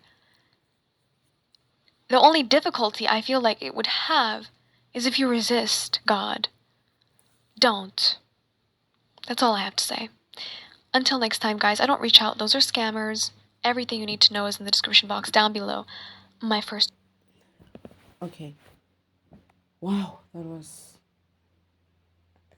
I don't know even to say. Yeah, it is what it is. Anyway, it's going to be something else with this one. I think my hesitancy with defragmenting here was because of I kind of like loved her. I still do. I loved her in the beginning. She was okay. And then I guess they started doing the other way of doing things and they got caught up with it.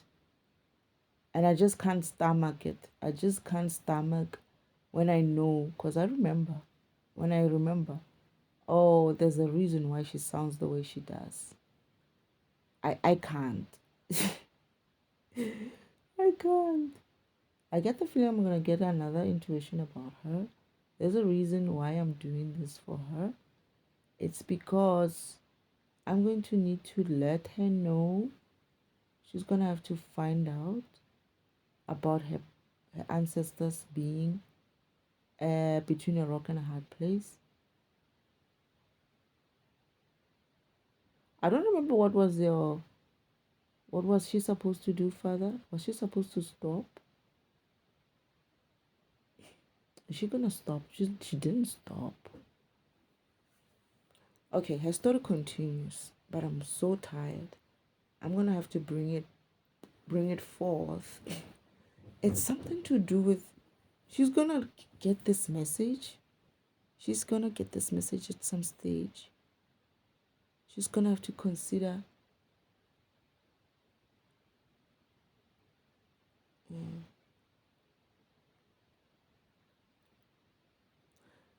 she and her ancestors needs to find a way to get out of the devil's clutches. And that might look something like her stopping to do this and go on her own spiritual journey. She's gonna have to give up this what is this YouTube thing? Not forever, I think, until such time that things are better. That is, I think, when she receives the message and she takes it for what it is, it will sort of like level the playing field between herself and her ancestry, in a sense of now her ancestry don't have to answer to the devil because of she would have stopped trying to connect like that. But then she is going to have to be brave because it's going to look very, very interesting on the physical because she wanted to be like me, right? She's gonna have to go through that spiritual journey and the devil is gonna be on her fucking ass.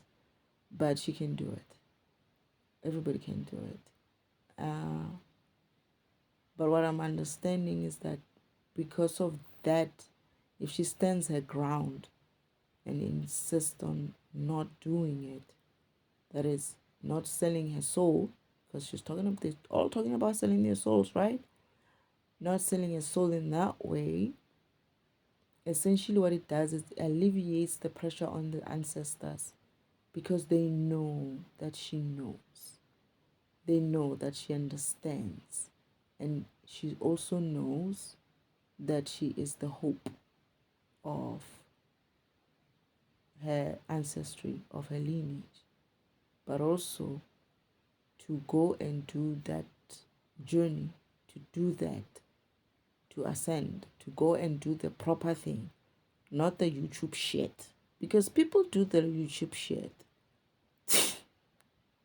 That is, people do these things and they do on YouTube and tarot reading and what, and they listen to us on YouTube. I said us, yes. And they think that is how they're going to spiritually ascend. No. What you're supposed to be picking up from this YouTube shit is just inspiration. What it's going to look like for you is going to be very, very different based on who you are and what program you are.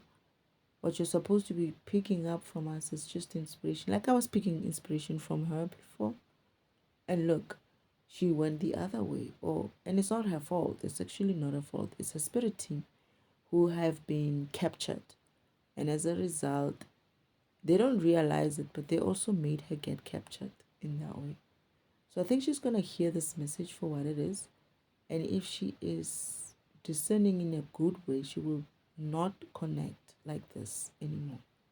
She will connect, but it's not about her not receiving the messages. It's up because she still needs to do that. That's her spirit team. But it's about her not publicizing it. This YouTube stuff. Because that's why she's being attacked, no, used, not attacked, used in that way, because she has a platform. It's like, for instance, me, and the devil tried to come to me and be like, yeah, if you don't do this, I'm gonna do this to your children, and I'm gonna throw all these curses and what, and I was like, fuck you, motherfucker, go ahead and let's see what happens, right? And he did it. He went on and on and on and on, and I kept standing my fucking ground, right? And now he has no tricks anymore. His tricks are going less and less and less and less and less. Right? It's not to say that you're the only one who's been attacked in that way. Um, he well for me it's a given. Isn't like, oh, you're going to stop or otherwise. I had to go through shit, guys. You have no idea. I had to go through my comic lesson while scratching myself, while being attacked, my stomach being so painful. I can feel it. Every car that passes was disrupting my stomach, painfully so. On period days, on the days when I'm going through my menstrual cycle, oh, ho, ho, you have no idea the physical shit that I have to go through. You think that is enough. Then comes this mental issues that they would do, sending this, what do you call them? Suicide spells. Like I would think about, I want to die, I want to die, I want to die. And then I realized that these fuckers, do they want me to kill myself? And I was like, fuck you, motherfuckers. I ain't killing myself. You're going to die first before I kill myself. And I kept walking. Day by day, I kept surviving that shit. They did a whole lot. Some of them I don't even remember. Some of them I don't even remember. They still continue. But it's balancing out now. And I'm just saying, I'm just giving you an idea of the shit that some, not all, because I think I've done the walking for most. I don't know. Except for the so called chosen ones, I think. The chosen ones are going to have to do their own walking. They chose themselves to be part of it, right? They wanted to be like me. They're going to have, the devil's going to be there on their ass. But you know what? Don't be afraid of this fucker. What doesn't kill you will definitely make you stronger. And it's painful. I'm not going to lie to you and say it's not. It's gonna be painful. But you know what? You're going to survive it because you are powerful. They're gonna tell you, they're gonna try to sell you your own power, these people. They're so crazy. They do weird things like that. They say crazy things like that. I used to call them, what do I call them? The intelligently stupid and some other things as well. The shit that they do. Yeah, you're gonna see it for yourselves. And it's gonna be different obviously for everybody, I think. Depending on where you are, who you are, and what works with you. But know this, they don't have energy anymore. They don't have a lot of energy. So the intensity is not gonna be that bad. Because of their main source of energy has just been bought, or it's being bought 100%. According to her, she's saying that I'm being bought 100%. Yeah, or we are being bought 100% because it's many of us, right? Yeah. So yeah, so the energy is level is very low. They are pissed at it. They are pissed. Oh, you should see them. They're so pissed. My grandmother, you should see her face. She's always trying to like start a fight every day. And I just look at her as like, do you want tea or coffee? I still make her tea and coffee. She's pissed. Do you want peanut butter or jam? I don't have time for her bullshit. I just ask her what she needs. I'm not supposed to be doing that shit for her, but I still do it, right? Because I'm not gonna be like them. And that's how they siphon as well. The more you do things for them, you're giving them your light. But then I'm balancing it out despite the fact that they've put me in a situation where I have to kind of serve them. In that way, when I serve them, they're able to siphon. It's like them spending my energy, which I don't have to do for them, irrespective if she's older than me or not. I don't have to. Nobody is allowed to live on anyone else's energy, even a fucking 80-something-year-old person is not allowed. They need to reciprocate that energy in some way. She's not doing that. And I don't give a fuck. If she says thank you, I don't care. I don't take that thank you. I don't want that kind of payment. I want my real fucking energy back, and I'm gonna get it back. That tea is gonna cost her. That coffee is gonna cost her. All the shit that I'm doing for her, when karma reverses, I want all of it back. I don't care what happens to her. The things that she's talking about, where she's saying that they want to look hollow and all of that, yeah. There, I think she's right in a sense of, but this photo, the drawing that I saw, I don't know if this is what I'm saying. I've been waiting for that shit for such a long time. I haven't seen anything. They gradually go there. Oh no, Father showed me they're gonna get sick. They're gonna get sick and they're gonna turn gray. And I was like, Father, why are these people so gray? What's going on? Is there something wrong with my color program or something? Like Father's like, no, they are like that. They were in a color environment, but the thing is, it's a very bright environment as well. Like vibrationally, we have upgraded, not upgraded, but we have started to the environment is starting to vibrate high. So they look weird. It's like there's so much brightness, right? And that brightness light must you must remember when you're low vibrational, it makes you more tired. They were very energetically low and they looked gray. And I was like, what's wrong with them, Father? Father's like, no, they don't have energy. And I was like, but is there something wrong with my color vision or something like that? Why are they gray? Father's like, they're sick. They have all kinds of sicknesses. The sicknesses that essentially they were cursing me with. The HIVs, the cancers. What was that? The what ovarian cancers and diabetics and I don't know how many. They were mentioning so many things and I was like, ah. But they didn't stick with me. They just like this whole thing of the stomach solar plexus thing. It's actually a cancer, so some stomach cancer or something like that. Instead of manifesting in a real way, it manifests as a they're just making me fat a lot, I guess. Windy. They're just making me windy. Like yeah, I have to talk about that shit. Who knows? Somebody's going to experience the same thing and they're gonna learn that it's not just them. Apparently I need to do stomach exercises to tighten my stomach. The father says it could work. It's a start. It will work to a degree. And I'm going to try. And what else, Father? It was tough, hey? I wish I didn't have to do this. But yeah, I'm talking to her spirit.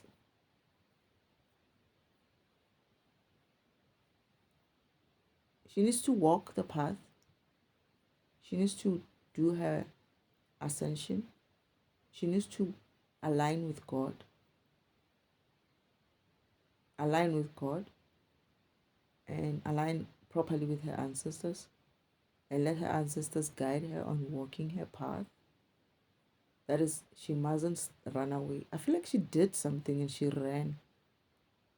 It's like this usual kind of we start and we don't finish. She needs to continue with it and keep going. I think she's gonna be one of those who actually manages it. She's quite a powerful program. Yes, she manages it. Oh yes. I remember she manages it. She does save her lineage. Oh, they threw a it crossed my brain, my eye, my nose, and it goes to my stomach. Oh man, that's what they do to me every once in a while. Because I've been recording for too long, I think. They would do something like this. Or they don't like me saying this to her. Her family, her, she's going to gain energy back for her lineage, for her ancestors. She's going to go through it. And I see her. She's going to go through shit. She's going to go through a lot. She's going to feel like she's going crazy. Oh, shit. I'm not going to say the rest. Go. You're going to find it out yourself because you keep telling people about their families, right? Yeah, it is that way. And I remember seeing her. I see her. She's looking like a. I kind of look like that at some stage as well. Zombie like. Not zombies in like skinny and whatnot, but like her light is gone. The light in her eyes is gonna be gone. This is where you really see shit for what it is. It's like you're so disappointed. But she's gonna pick herself up and she's going to vibrate high, and her ancestors are gonna help her, and she's gonna, by picking up high, she's gonna also pick up her ancestors. I did the same thing for my ancestors. They're gonna have a lot more energy, and when they have a lot more energy, oh yeah, I see them. Remember I said has her there's one of her ancestors who's capable of walking to the booth. Guess what? She's gonna work on herself, that they're gonna have so much energy that all of them, there's these two people, man, these two, grandmother and grandfather, very, very, very old, and I feel like they're too ancient even. Yeah, they're very ancient. They're going to eventually have so much energy that they would be walking to the booth. So she's gonna have even more power, because I feel like the uncle takes messages from the ancestors, the real knowledgeable, powerful programs before him, and they're sending him with these messages, but they don't come clearly for her in that powerful way.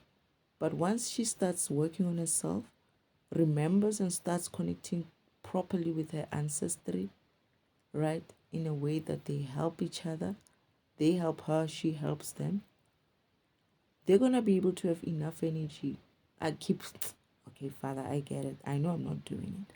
I keep hearing divination, divination, divination. I need to do it myself. Like, give back to your ancestors, praise them. They are very, very poor in the spiritual world, energy poor as well. They are very powerful programs, they are very important programs, and they really want to survive. They haven't been used in a long time. They're trying to survive.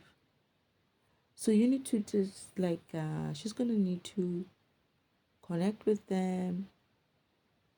They are very kind of sweet people, eh? Especially the grandmother and the grandfather. They're sweet. Oh, they're going to be able to walk to the booth themselves when you do the energy thing, when you walk your path and you start gaining that vibration. Because right now, that shit she's saying, that low vibrational shit that she's believing, is kind of like making them even more poor. She's gonna need to pick that shit up, that low vibration of hers. Stop talking things that are not, and stop reading from the devil. But he's only attacking you, he's only coming at you because of you are online, that because of you are broadcasting. So they essentially use these guys or us or people to go further and deceive more people. So you're gonna have to cut that shit out. They're gonna come back to you, try to force you to be there, try to force you to go back in some way. You I feel like you're gonna do it, but then you're gonna remember something and you're gonna go back and not do it again. You need to be firm. The devil has no power. The devil has no power. They have tricks. And yes, they can be painful. But if you learn that or understand that, you're going to work through them, and they're going to get better and better and better. You're going to make it. I see you. You're going to go through some hard shit. But it doesn't stay that way for too long. It gets easier and easier and easier. And as it gets easier, you vibrate higher. That ancestry group, they're not many. Your ancestors are not many. You have a, hey, I have a mine, I can't even see. They're not many, but I can't. Some of them are not the same program as me, but I can't even see. I'm not trying to kind of like boast or anything, but I can sense that they are like a long group, right? Yours, there are few. They are few, and they are trying to survive so that your generation can have many and going forward. They know that um, you are their light in a sense. That is, you surviving will mean they have a chance to survive, being there till the eighth dimension. So, hey, girl, the whole thing rests on your shoulders. You're gonna have to dig deep. Stop bullshitting. Stop with the BS and start doing the right thing. And it's okay. It's okay. The past is in the past, and you have already started something. It's just to build up on it. But they're gonna be able to come to the booth. I saw them coming to the, and they're walking. That great grandmother, oh, I don't know if it's a, hey man, he's old. They're old. Great grandmother or something like that, and a great grandfather. They're always holding each other. I feel like they're happy because you're finally receiving your message. They are happy that I'm finally giving you your message. They are smiling. They are holding each other like they're very hopeful. They're very hopeful that you're going to at least they have a chance. They're very hopeful for you. Something about you not telling people. Don't tell anyone at home. I don't know. I get something about your father. Okay. All right. Someone, your father refused to walk this path or something. You're the only one who picks it up. And you are their light. You're the light of the family. This is a very, yeah, anyway, spirituality is a very private thing. You don't have to tell anybody that you're going through it. They're going to see you. Okay, I did the same thing. They thought I was crazy, right? But you're going to have to take that chance and trust in God to provide you with guidance and protection through that process. That's the only way. He'll protect you. It's going to look like they're coming after you. I know. Just keep going. Just keep your focus on God. Now, yeah. And there's others who are always standing up around them. But one of them is your uncle. He's doing a great job. He did his best. This uncle as well for refused. refused and only realized when he died what shit they are in. When he got into the spiritual world and realized that your family, him and your father not trying this path out has essentially put your family in a very sticky situation. So this is why he works so hard and tries to teach you, to help you. But then that has also exposed you to the devil coming for you. You are that kind of program. You're going to find out what that is. But also know that you were some of the few who are left doing this kind of,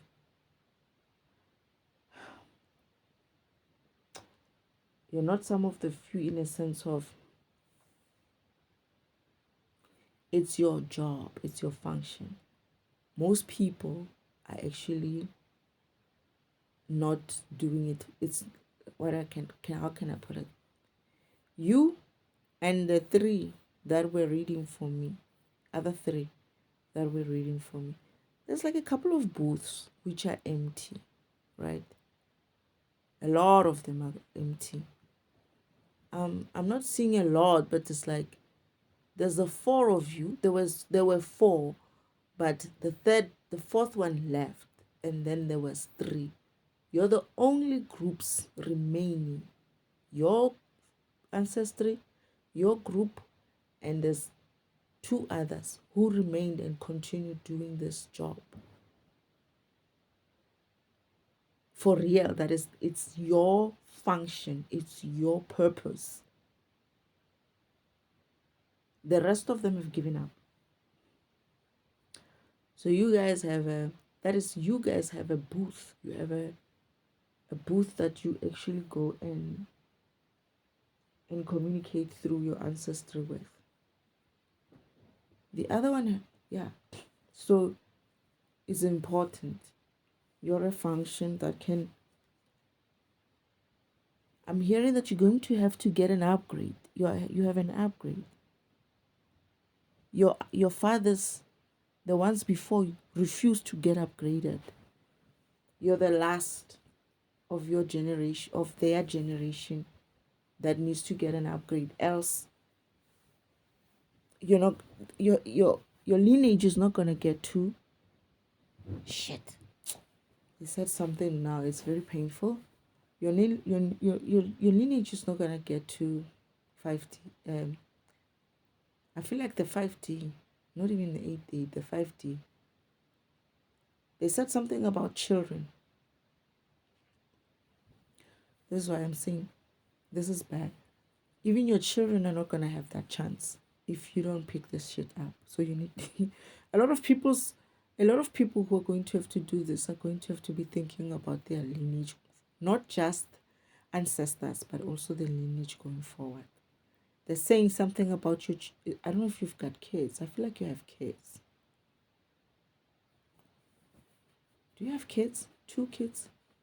Children? Do you have children? Am I seeing a boy and a girl? Is the girl older? A younger boy? I'm not sure. I don't know. Is it you or is it your children?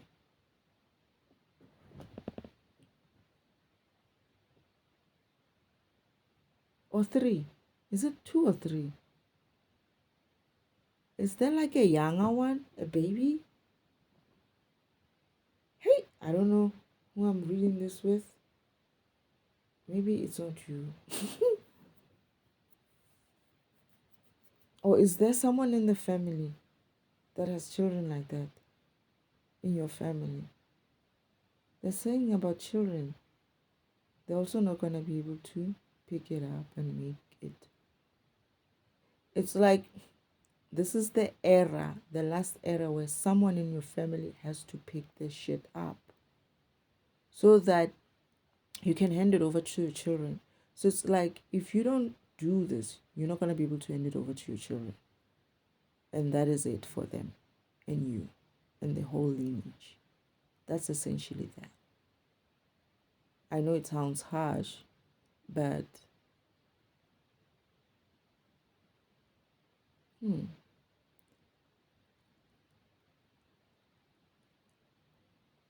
it's like a baby. Not a baby, but like a younger child. I feel like I think she has a child. At least one, I think. I don't know what the other 2 are. Maybe her family members, sisters, or your children. As an older girl, much not older, but there's a girl and a boy. And the other one, I don't know if it's a girl. Hey, I don't know. We'll see. Maybe, or maybe it's the future children. I don't know. But they say it's something about your children are not gonna also make it. But you're gonna pick it up. I can tell you that for a fact. That I see. I've seen you going through it. You're going to trip obviously, and then you're gonna get back at it. As long as you get back at it, it's not a problem. But not for long. You're gonna feel like, they're gonna pull at you. Your family members are gonna be like coming for you. And once you're done, they're saying that don't tell anyone at home. Something about your father, man. I think your father, there's something about your father. I feel like your father was supposed to pick it up and he refused. If I have to remember, man, this vision. It is a vision. I'm actually I was shown your family, your father. I was shown your father. I'm trying to bring that.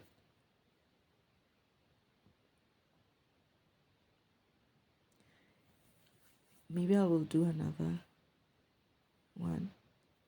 I see a man sitting on a couch, like this one. I don't know what you call it. Is it like a, this couches which is like a single couch?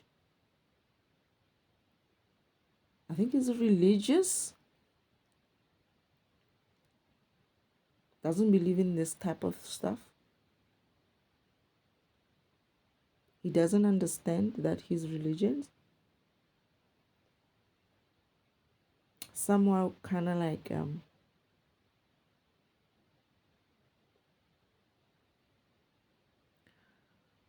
links up with whatever program that you guys are. In a way, I don't know.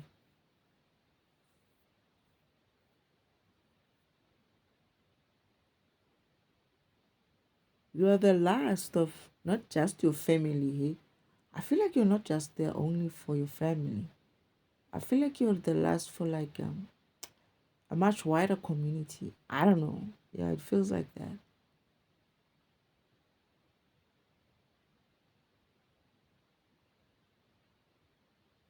Hmm. I'm trying to remember, but I see this man sitting there at the couch. He's a sounds like a nice man. Your brother, not your brother. I think it's your uncle. Says don't tell your father about it. You tried to talk to your father about it. I don't know if it was between them the two or what.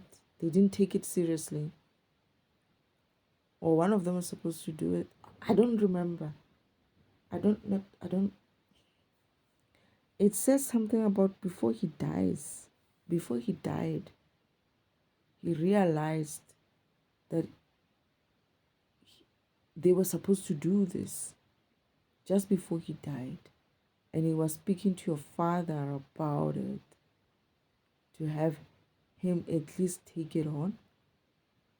Your father at the time might have promised, but he's not keeping his word.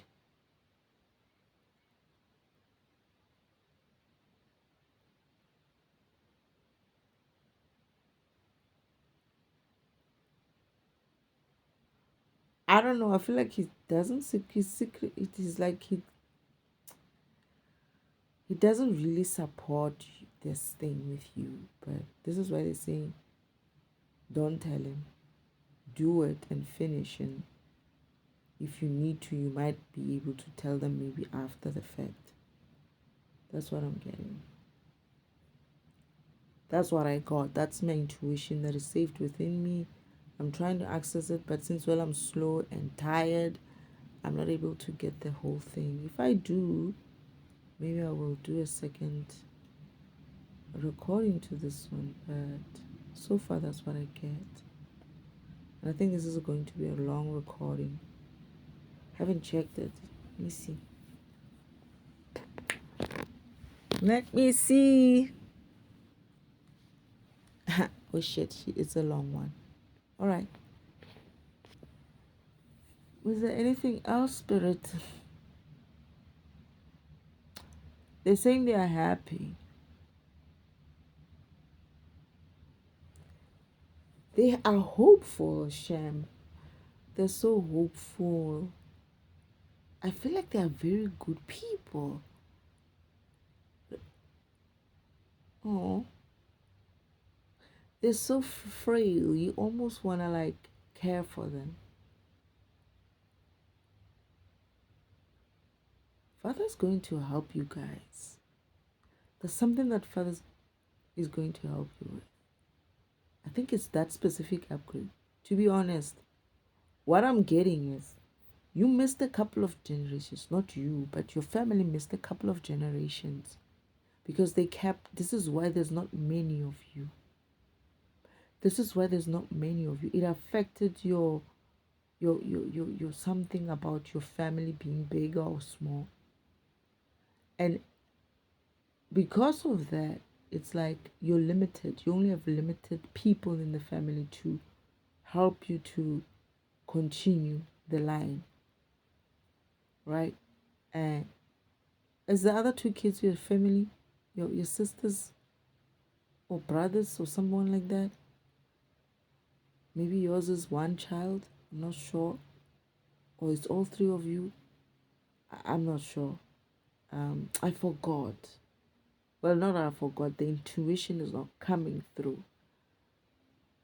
But there's some father is going to upgrade you into a specific program because you can be upgraded into possibly a different kind of program.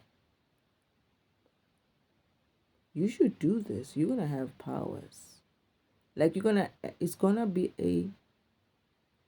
it's almost like a new age. It's like you guys missed a couple of programs where your ancestry were kind of like very well known and powerful. But there's a problem between those two great grandmothers and great grandfather. Between them, it started dwindling because of you guys were not taking the shit seriously. That is your family. And as a result, it just started going like really like disappearing. But father feels like you can still be relevant in the 5D or in the next dimensions by upgrading your specific program, despite the fact that you're kind of like delayed. Not delayed, but you skipped too many generations in between. And your father's generation was supposed to pick it up, and his refusal. This is why this is why your brother was saying they must do it together, so that either one of them can like transfer it to their children in that way.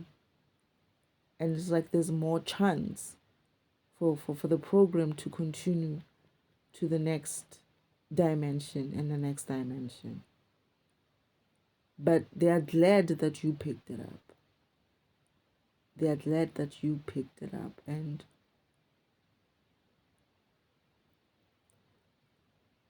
something about your sister, you have a sister or someone like that. She has to do something as well on her side.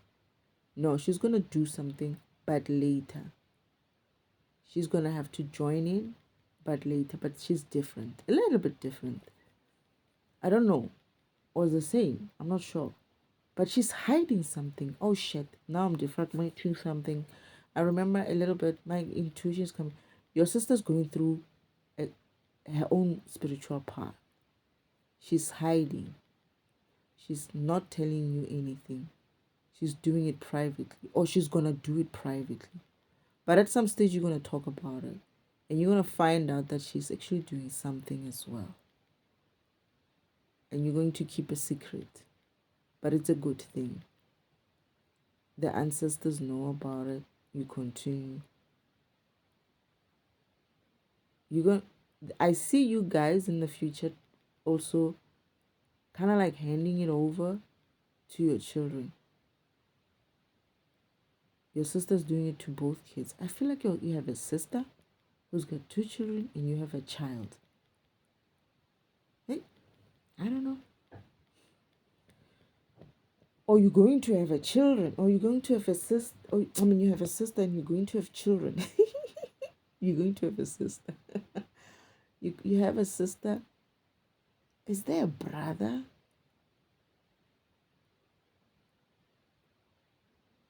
Cousin? I'm not sure. But the sister, cousin, brothers, you guys are in a kitchen somewhere. Perhaps it's after this message. You're going to reveal to each other what is going on. Someone in your family, your sister or someone, is going through some awakening type of a thing. And she's afraid to say, or she is. I feel like you're also like one of those people who are like,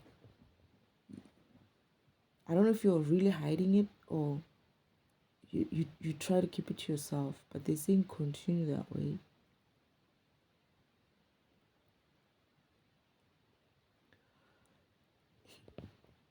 I feel like you're gonna tell your brother. I think you tell your father at some stage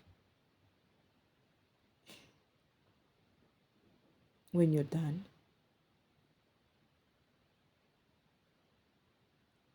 He's going to feel remorse and regret when he understands it from the perspective of a program. He's going to tell you what he knows, what he understood, what he they don't talk about it. He's gonna tell you that we don't talk about such things anymore, something like that. But he's gonna cry. He's gonna realize something about he nearly killed you. His stubbornness nearly killed his children or something.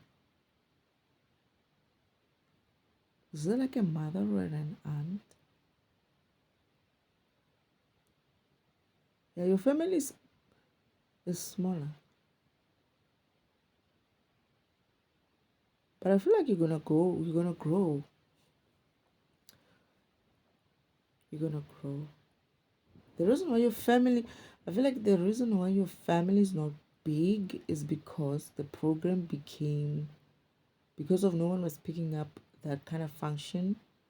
So it's like, as you miss generations, you dwindle in numbers as well. Because what's the point? Because the program is not being used, the program is not being upgraded, so nobody uses it. So as a result, it's like it cannot survive, both physically and spiritually. It's not surviving, but it's in the spiritual, in the physical as well. It's not going to survive. It's going to translate. If you're not surviving as a spiritual program, right, as your spiritual program, that is, you're not, that you guys are not being upgraded for the next version, meaning you're not there for that version, you're not there for that next version of the upgrade, right? Meaning if you're not there for a couple of upgrades, it's almost like you're becoming extinct. But for some reason, you guys survived. I don't know how your family, your father survives. And this is where your great parent, your, yeah, great grandparents are trying to have you guys pick this thing up and run with it. You're gonna do great, don't worry. But you're gonna go through it. Upgrade is not easy. Most especially if you when you're being attacked. Yeah. But just tell yourself, I used to tell myself, as long as I'm still alive, I'm going through with it. As painful as it is, it will end. It took a while. But I'm getting that you guys, I have hope that a lot of guys, a lot of people, a lot of programs, most programs are not going to go through the shit that I went through, because the devil and his cronies have lost their main power source. So they shouldn't come at you in that energy that they came after me with, because that is actually my energy. And you don't want to experience that shit. I couldn't handle it myself. Others like, it's good. You're going to learn how your energy feels to others. Why others succumb to the devil and your sister, because they use your energy to attack these people.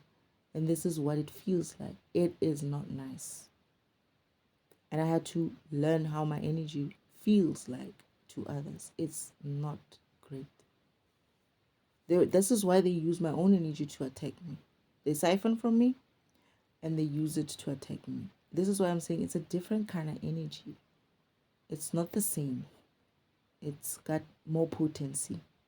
So they would use that against people. This is why people folded. Sometimes this is why people sold out, because having that kind of energy, projecting fear, projecting pain, and all these curses and stuff is not going to be easy for many programs.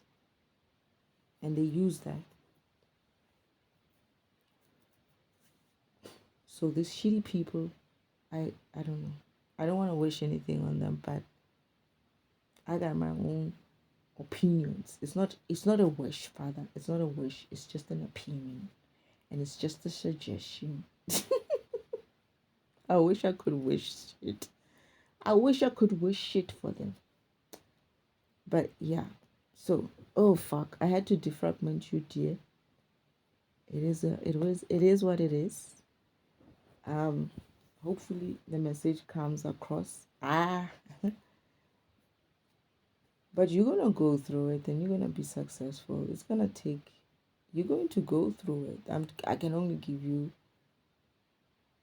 but it's not bad, man. Come on. I feel like it's not too bad. It's not too bad. It's an upgrade. What do you expect? It's gonna be a little bit painful, especially if you haven't been doing your upkeep. Oh shit.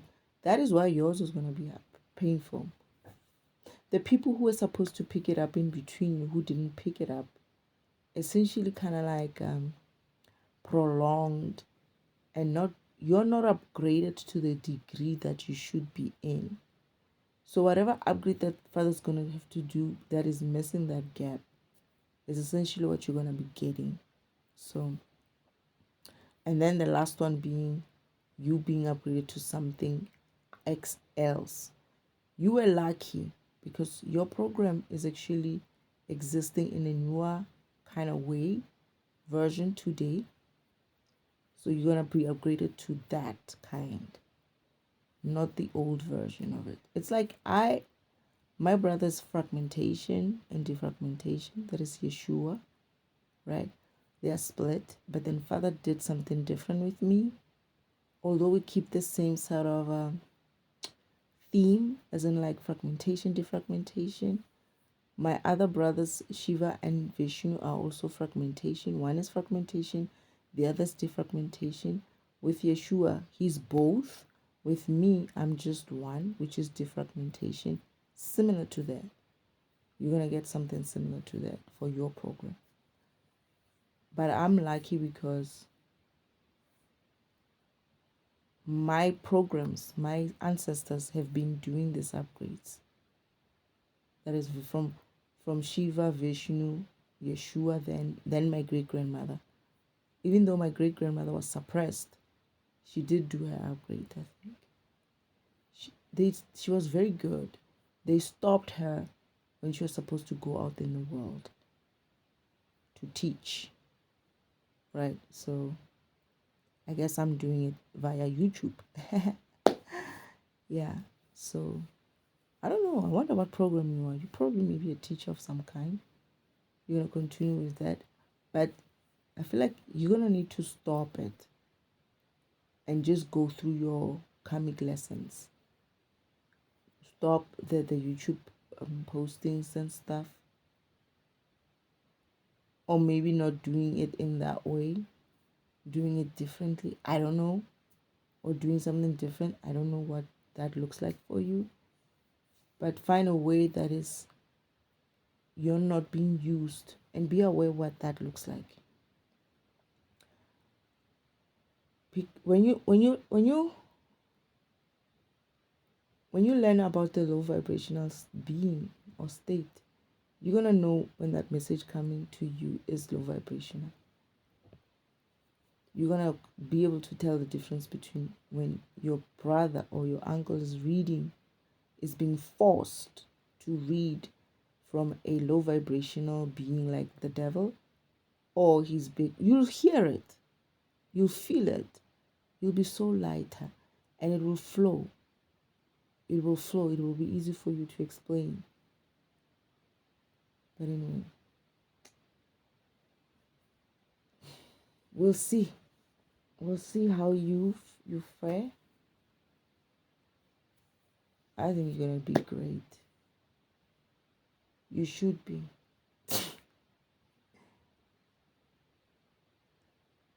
Oh, okay. I'm going back to. I'm getting that. This is why you have an issue. That lag, not lag, but that upgrade that didn't happen between you. A lot of from your last ancestries. Maybe it's like two or three generations way back, and there's a huge gap in between. This is what's causing that thing of yours where I'm saying, I'm not sure if you're kind of like projecting it or not like, you're gonna have to find out what that is, that problem. It's like oh, you don't know who you are because of there's a gap there. This is why you are a program, you have a functionality, but you don't know who you are, what you're supposed to be doing because of shit. That's gonna be a tricky one. You're gonna have to understand. Am I allowed to share further? All right, I'm defragmenting you so I can. There's a gap. Basically, what I'm doing right now with your program, I'm trying to find the file that is missing. So this is what that looks like in the physical. So I'm also learning about myself, right, and about my program. You are missing a couple of upgrades, right, between your ancestry, your great great great grandmother, or maybe your great great grandmother, because your uncle couldn't take that up, right? So that gap there, let's say it feels like it's three or four gaps, for three or four missing gaps there. The reason why you don't know who you are, right? That is difficult for you to define who you are, and it's because of your ancestors. They don't know who they had to become in the next version, and the next version, and those four versions that are missing. The ancestors were supposed to be helping you. The four versions that are missing are not there. So your ancestors are teaching you from a very old from a very old version of themselves. So I remember now. Now I remember about you, Shem. I remember Father said you're gonna have to help them because of your tenacity and your ancestry's need to survive this was quite inspirational. So you have something important, you have something big. And Father said, I'll see what I can do for them. So what's happening is that your ancestors, the ones who learned before you, have they learned up until what they could. They did a great job. But now the ones who are supposed to be teaching you are maybe the fourth. You know, when I say there's like four gaps in between you and your last ancestors, it's because those four there, you were supposed to be taught by the last person who took that. He was supposed to be in the forefront. I'm going to give an example about myself. My great grandmother's the one who's in the up front. Yeshua is there. He comes out once in a while when I'm defragmenting something that has to do with him. But my great grandmother is the one who's running the not the whole show. I'm not saying you're running the whole. She's running the whole show. Father does, but when it comes to ancestry stuff, my grandmother, right, is teaching me some stuff. Even cute things like how to be more feminine and things like that. Right? How to be a defragmentation tool in a feminine way. Things like that. You know what I mean? So unfortunately for you, your father and your uncle didn't pick it up. Your uncle realized too late, I think, but he didn't learn. He couldn't learn as well. It was hard. He couldn't learn because of he's also missing like three before him. So essentially, your program has forgotten who it is. And it's very difficult for you to be upgraded because essentially, I have a feeling there is a reason why you guys survived. How you came about. Something made you just, oh, the problem is you're not supposed to skip so many because you can't.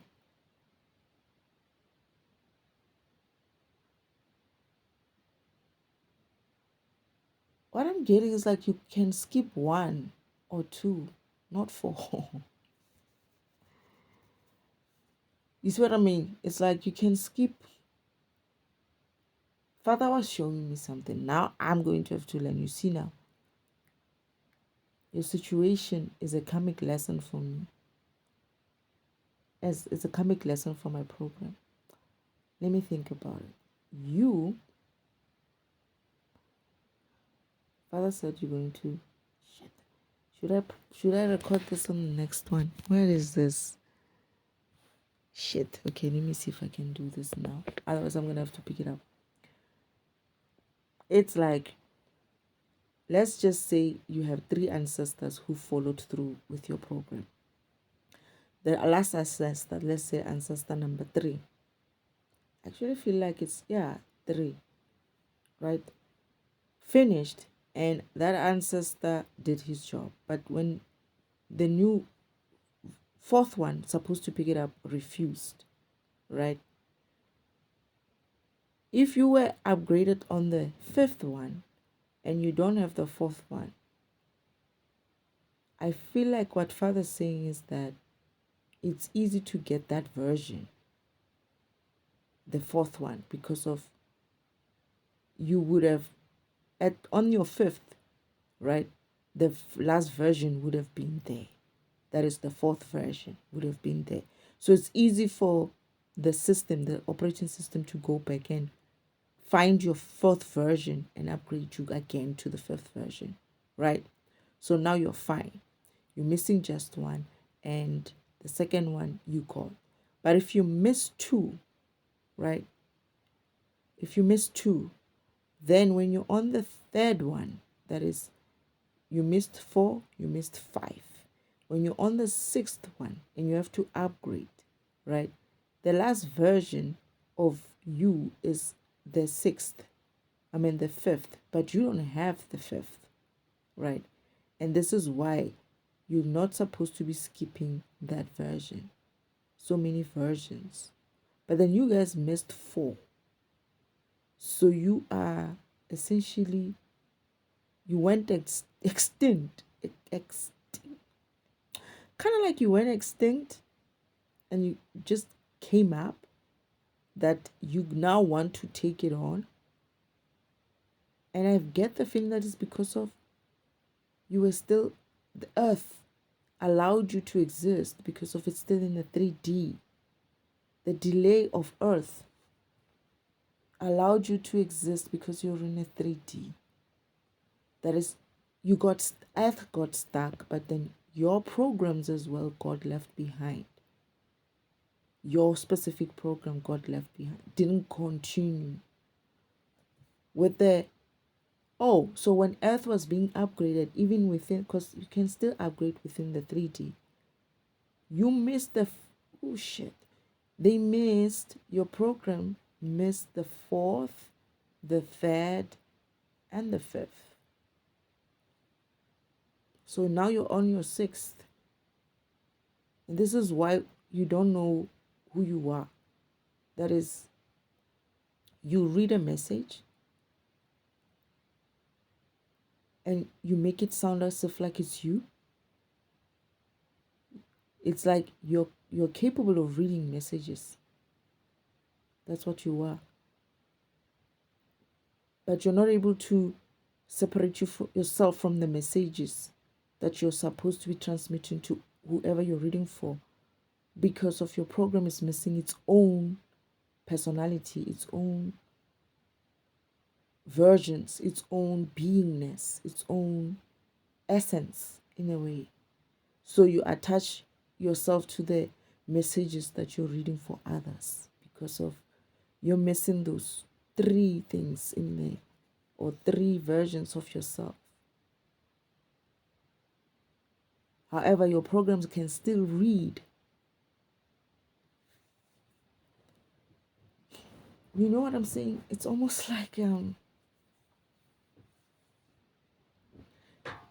yeah, I'm not sure if I'm getting it right. Right? So but I think you're not supposed to miss so many versions. And your program missed a couple. And I don't see them. That's another thing. It's like I'm seeing your great great grandmother. I'm seeing the line be after them. And I'm seeing the line just after them. So I think it's two or three versions. The ones that are standing behind. Some are standing on the left, some are standing on the right. And then there's no one in between there for filling that space between the fourth, fifth, and sixth. Right? Is it the sixth? Some yeah. Huh? Yeah, the sixth. You're seven. Huh? Something like that. And that's the problem. Is that you have no history. Your history only stopped last time at the third version of your program. And you're missing your fourth, fifth, and sixth type of history. And if you were at five, right, you would have four because you would have just upgraded to four. So it would have been easy in that way. But we're not at five, right? We are at seven and we're upgrading. We need to upgrade to eight.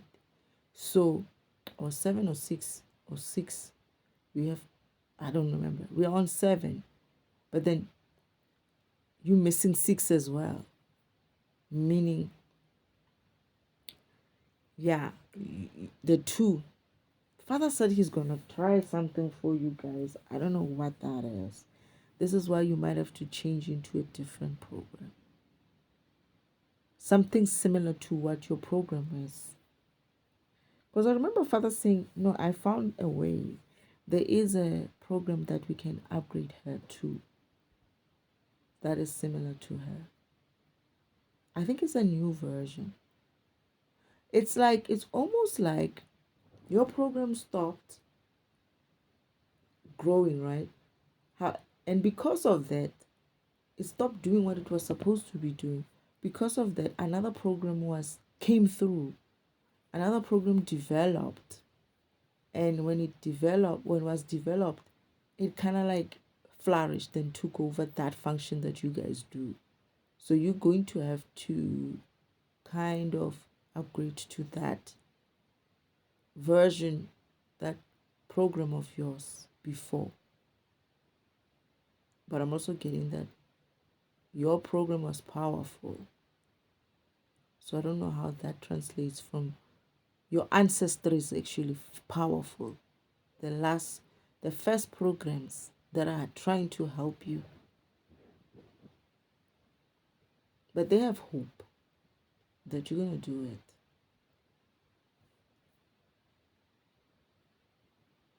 I feel like, so Father, is it like you have six for her?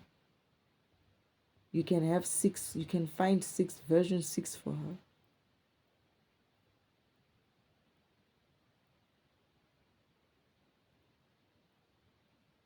But 4 and 5 is a tricky one.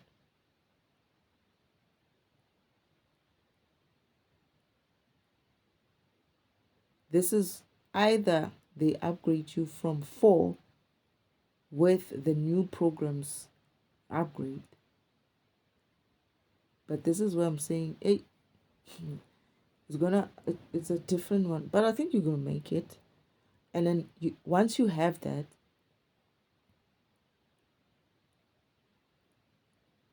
Father, if you can get your 4, right?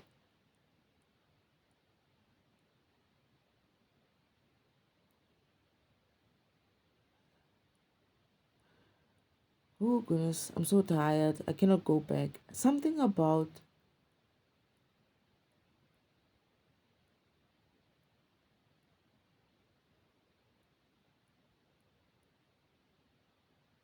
oh, they started at 4.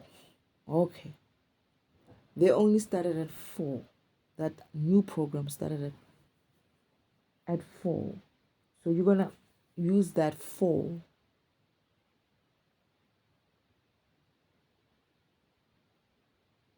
and it's now at 5.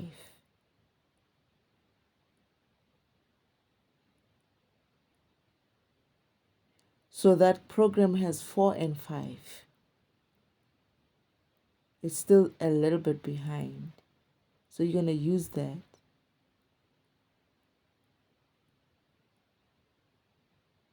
She might have to regress. I don't know what that means in a sense of you will have like a different program with you. Hey, you're going to become a what do you call it?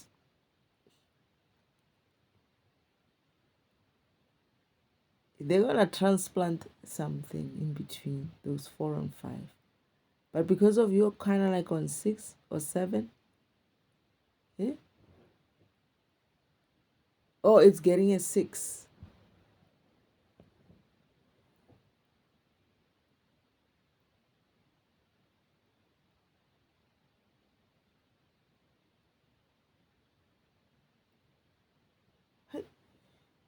I am really, really failing at my intuition. But something about you being plugged. I don't know if it's like this is why I'm saying I don't know if you're missing 3 or 4 or 6 or something. Fathers, you know what? Something about your uncle as well, hey? Something about your uncle is going to have to do. Oh shit! Now I remember. Your uncle is gonna have to do his walking as in a spiritual environment for you. He's the 6. Okay, all right. So they have 4 and 5 of the old program. Your uncle's gonna have to do the walking for you between 5, 6 to 7. You're gonna have to pick it up from 6, 7 from your uncle. Luckily, your uncle did some work, started doing some work. You're going to become like a Frankenstein. I'm not laughing at you, girl, but I am laughing at you. You're kind of like a Frankenstein kind of a girl, but your uncle is lucky. Just by luck, your uncle worked on himself and upgraded a little, not fully, but it's enough. It's enough.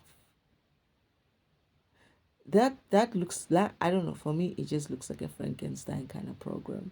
I'm not really laughing at you, but I'm kind of laughing at you. It's kind of cool. I don't know. But funny thing is, I feel like this girl is gonna like that. She is that way. If I remember her for properly, she has that darkness kind of a thing about her. But all of a sudden, she's talking Jesus and whatnot, and I'm like, huh? Anyway, we'll see how she does this. This is probably why they're saying that she needs to like not say much about it. Yeah, your uncle is going. Your is it our uncle? Yeah, the previous last ancestor who tried to do this job, and he was also battling because of he was missing a couple. He wasn't battling because of he didn't have the capacity to do it. Is that he needed to realize or learn that he reason why he couldn't complete was because of he was being taught from but he did do some work. That's what I'm getting. He was being taught from the last old version of you guys. And this is why he managed. He did a lot of work. I feel like he was talking to your father before this, that he felt like your father could do it, could achieve that. He was getting messages, your uncle, from the ancestors. He was open to it. Your father refused. He did also get messages and he refused. And your brother tried to talk to him about it, that they actually think that he would be able to have enough energy or power to kind of bridge the gap, I think. But your uncle tried, and that's what's has saving you now. That's what's gonna save you, because father's gonna add what he did to you, but then he's going to have to add 5 from another program, 5 and 4 from another program.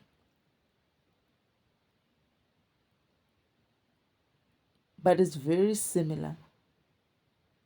It's just a little bit of difference, just a little bit. But your ancestors are happy. They are happy in any case.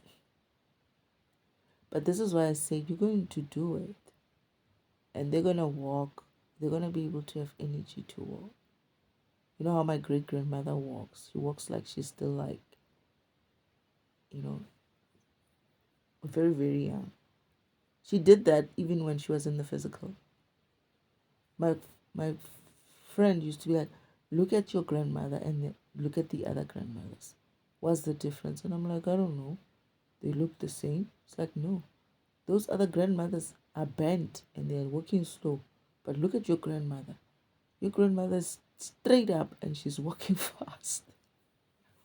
And this is my great grandmother. That's how energetic she was. In the physical, not in the spiritual, but she's still the same in the spiritual. So they're going to be moving and about and able to get to the booth and give you the messages yourself. I feel like they're also being upgraded. Oh, okay. So then they're going to be also be upgraded when the whole thing happens. When we all move into the 4D, they also get to be upgraded. So they move with. Yeah. Yeah, yo. Ish.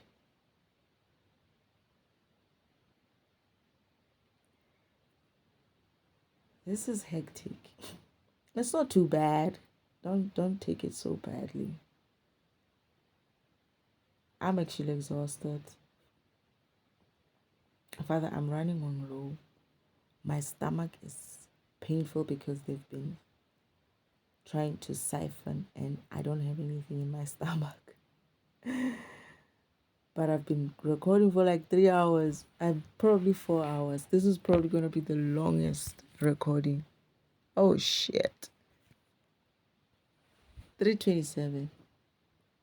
Anyway, Father, I don't want to do a second recording. Is there anything else that I'm forgetting about? If we are forgetting anything, we're going to have to bring it back with a second recording. Oh, my stomach. Is there anything else, Spirit?